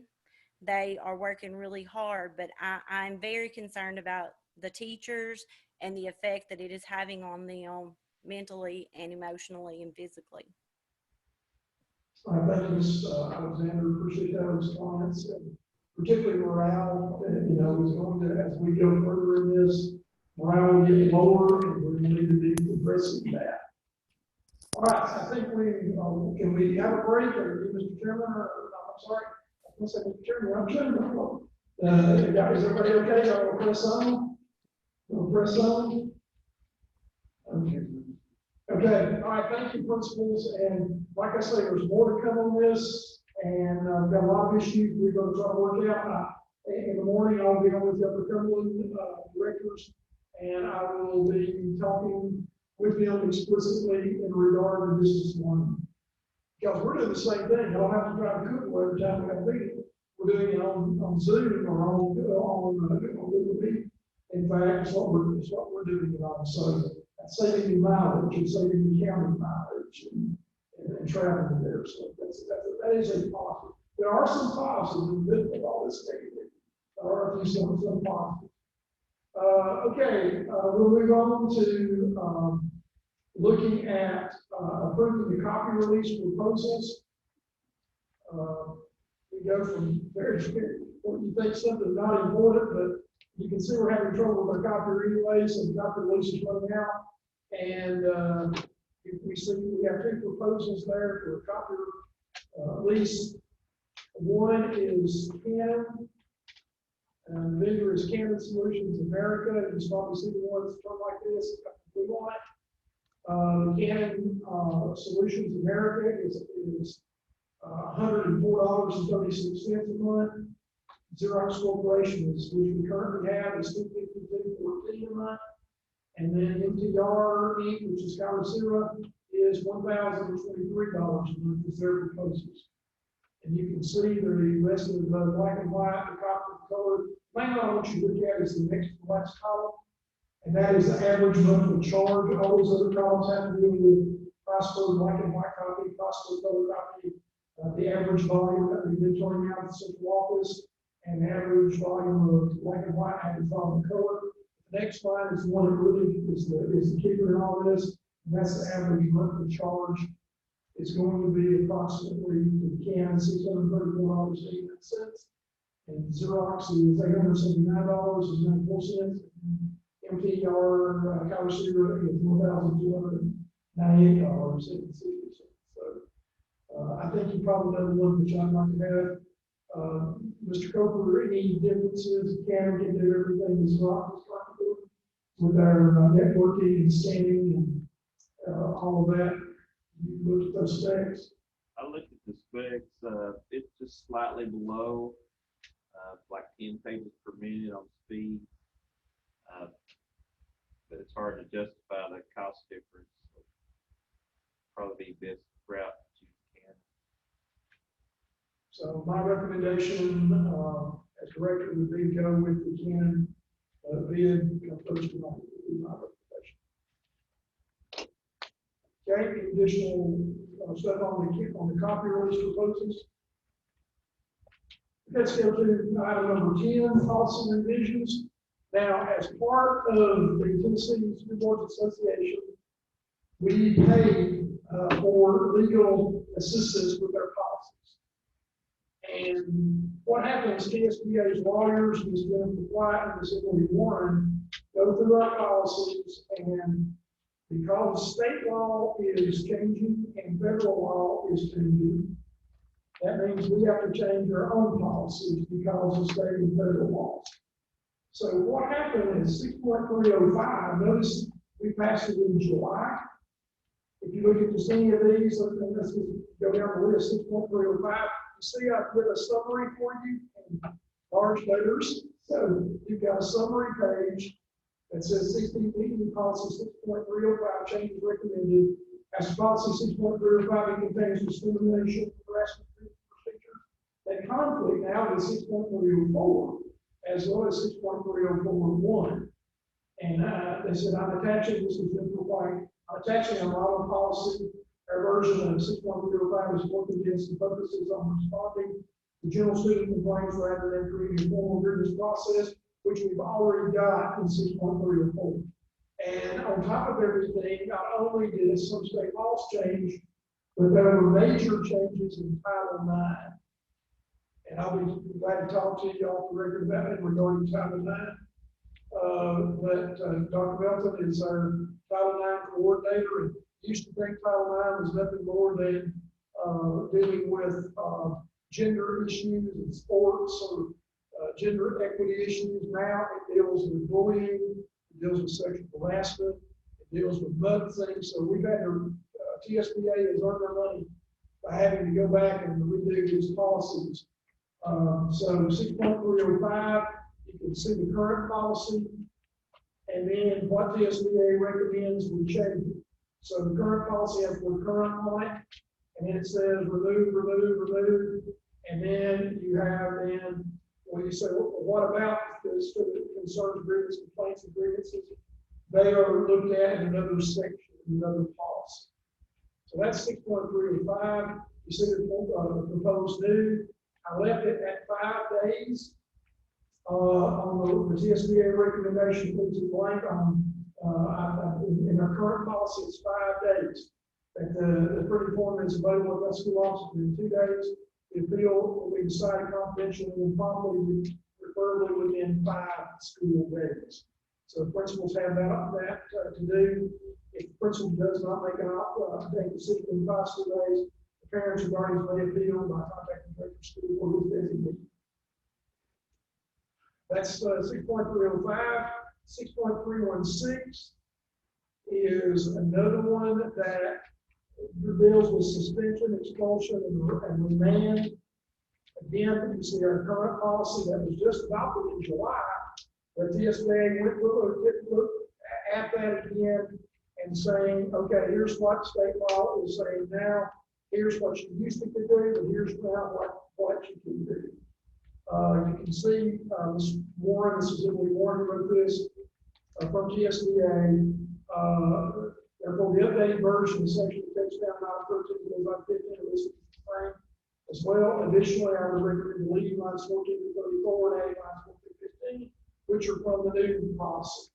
And these terms and definitions correspond to TCA 49-6-307, TCA Statistic Code annotated. And this is where it's at. Almost all education law is in chapter 49 of TCA. And we'll talk about that at one of our orientation meetings just on TCA 49.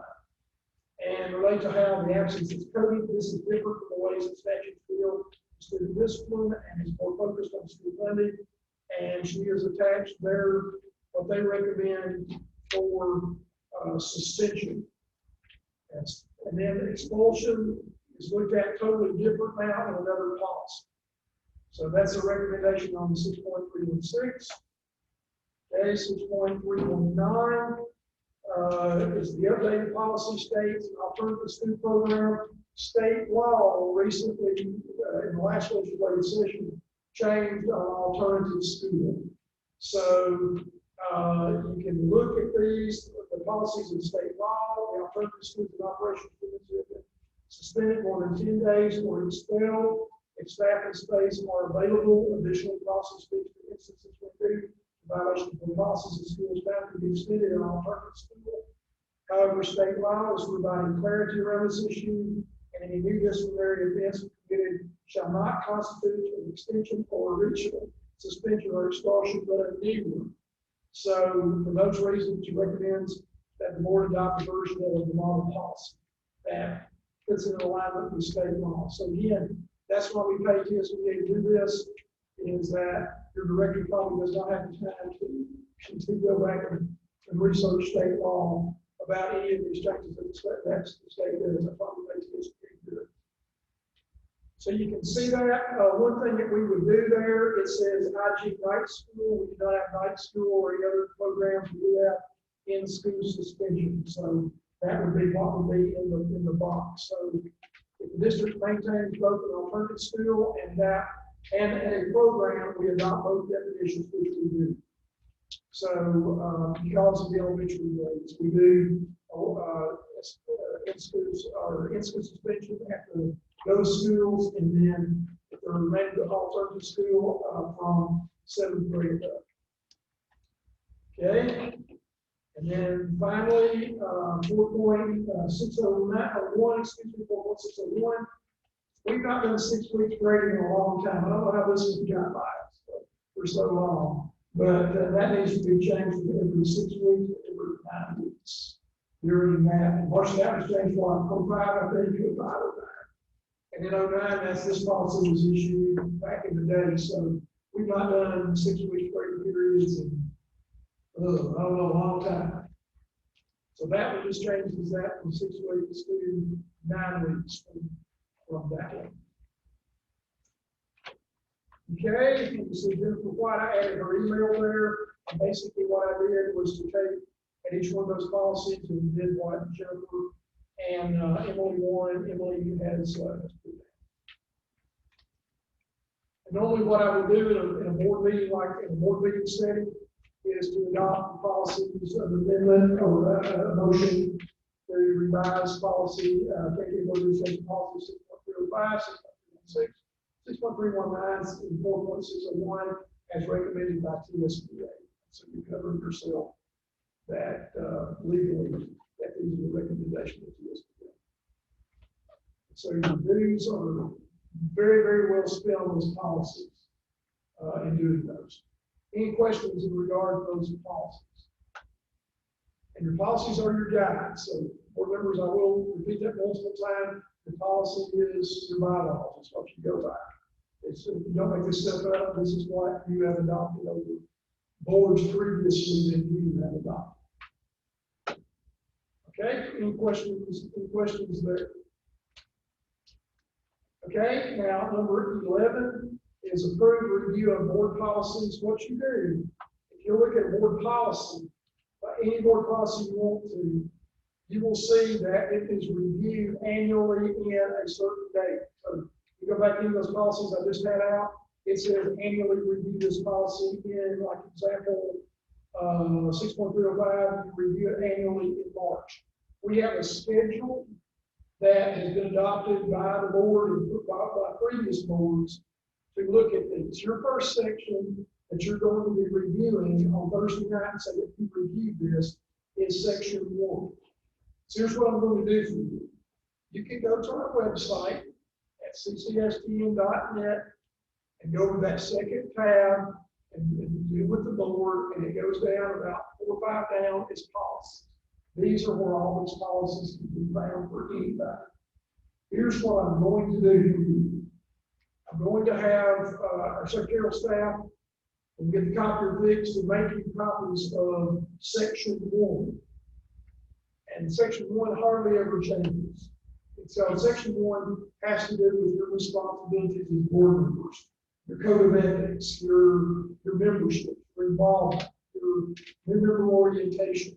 All of that is involved in this. So we're going to get you copies of section 1 for you.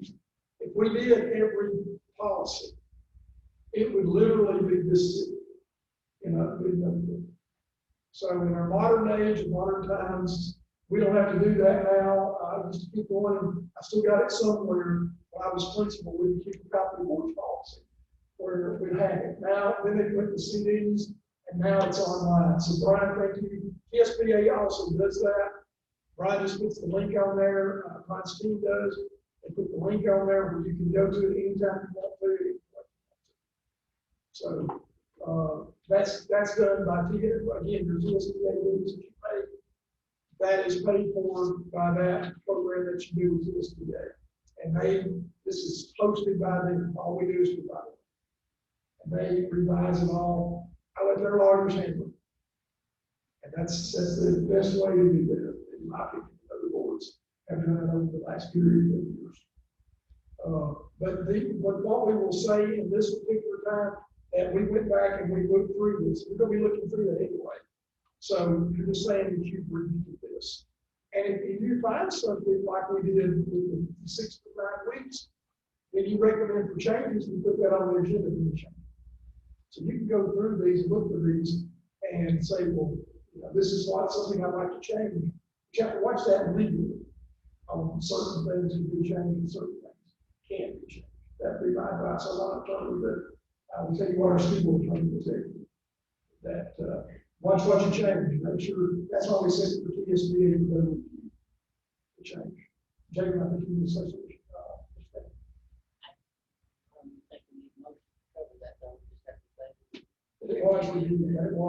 Usually we usually do a motion, but we do that.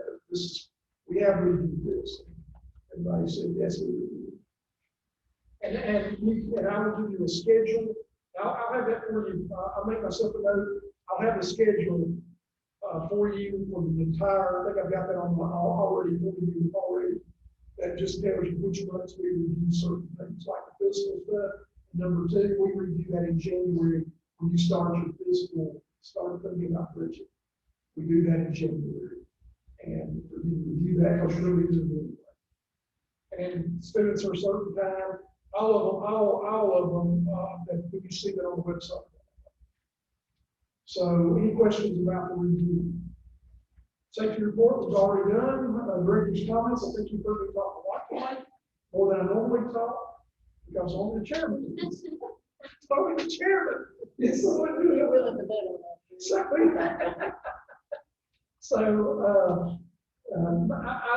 let me just say this as part of my comments. I would like to schedule, and I'm supposed to schedule an orientation with new board members in the first 30 days. We're going to do part of that on Saturday. But what I would like to do is to poll the board on other times that you could possibly meet. Because what I'd like you to do, all 4 of y'all are brand new. I'd like for you to meet our supervisors. I would like you to meet our principals. And with them, just tell you, a small amount in a summary of what they do. An example, Ms. Mullins is there, Ms. Julie is here tonight. Ms. Julie is our special education supervisor. You may not know Ms. Julie. Ms. Julie is new to our district. And so some of you probably don't know Ms. Julie. But Ms. Julie Vincent, what I would like for her is to come one evening, and part of that evening, she share her vision of what she's doing in special education. Same thing with Ms. Kathy Mullins, my former student. Excuse me, Ms. Mullins, I have to get used to that.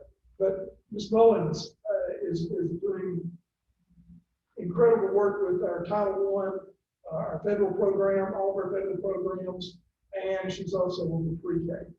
Bonnie has, coming out, probably 4 or 5 hats that Bonnie wears, and that Bonnie Patterson wears. Marcia is one supervisor for K-12, correct, Dr. Melton?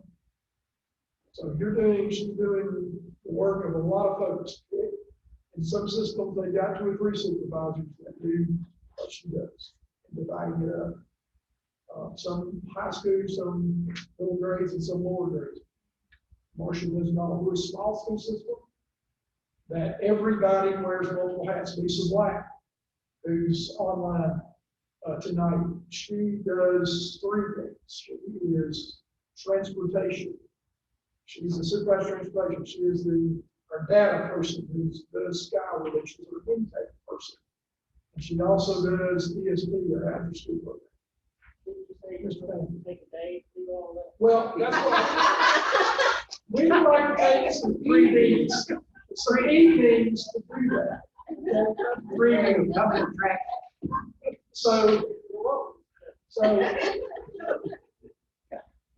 I appreciate that, Mr. Mayor. I know that.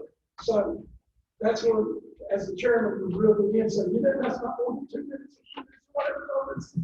I didn't say I didn't do the agenda. There's no reason to say whatever. But seriously, I want to do that and to get with your schedules to introduce our principals. Some of you are elected from your district, but you may not know the principal. Our new principal at Short Mountain, Stephanie Alexander, which is not. You may not know Stephanie very well. I know her well. I didn't know her about it. She was a cousin of my wife, so I know Stephanie since the day but some of you do not know that, or you might not know if you're representing Westlake, you might not know Ms. Hancock from Woodbury Grammar. Lisa knows her incredibly well, but others of you may not know. So that's why I was wanting my principals to come in and to just talk with you kind of their vision about the schools. And maybe that over a couple of periods of nights to orient you not only to the policy, but the human faces that you see with that. Is that something you'd like to, Mr. Mann, did y'all do anything like that previously? And all, I don't think so. Marcia, y'all done anything like that previously? I went by a couple times and introduced myself and talked to everybody, but I knew most of it. But that's what I'd like to do with the branding board. My job is to go back and be a teacher, not necessarily lecturer, but a teacher to each of you as a board. And that's part, and one thing I want to tell you this, I am your employee. This board employs one person. Okay, everybody can understand that. You employ one person, the director of schools. And the director of schools that employs all friends and colleagues and individuals. And I some of these folks, for example, Mr. Pitts has been, I don't know how many directors, and he's been superintendent since 1967. Mr. Pitts is still our assistant, by the way, and working at the high school. So you think about how many directors and superintendents they've been through. And so the bodies out here, I say the older ones, so this is like this. Marcia. Yes, 6 superintendents. 1 twice, so there you go. And she was one of those. She supervised it. You're right, that's right. Did you count that? Maybe 7. So, not to make you feel young, but all of us, you employ teachers, and then I am your employee. So that's where we have to understand those lines. Is that that was done way before my time. Okay, that's all I have. I don't direct comments. I'm the chairman, acting chairman, so that was the chairman's comments. Only time I can do that is the September meeting at this workshop. So That's the only comment I have in regard to that. Mr. Fortune. So, any other things anybody wants to talk about before we move forward? I'm kept you long, and I appreciate our staff and doing this. And those listening, Brian will take you a little bit to condense this one.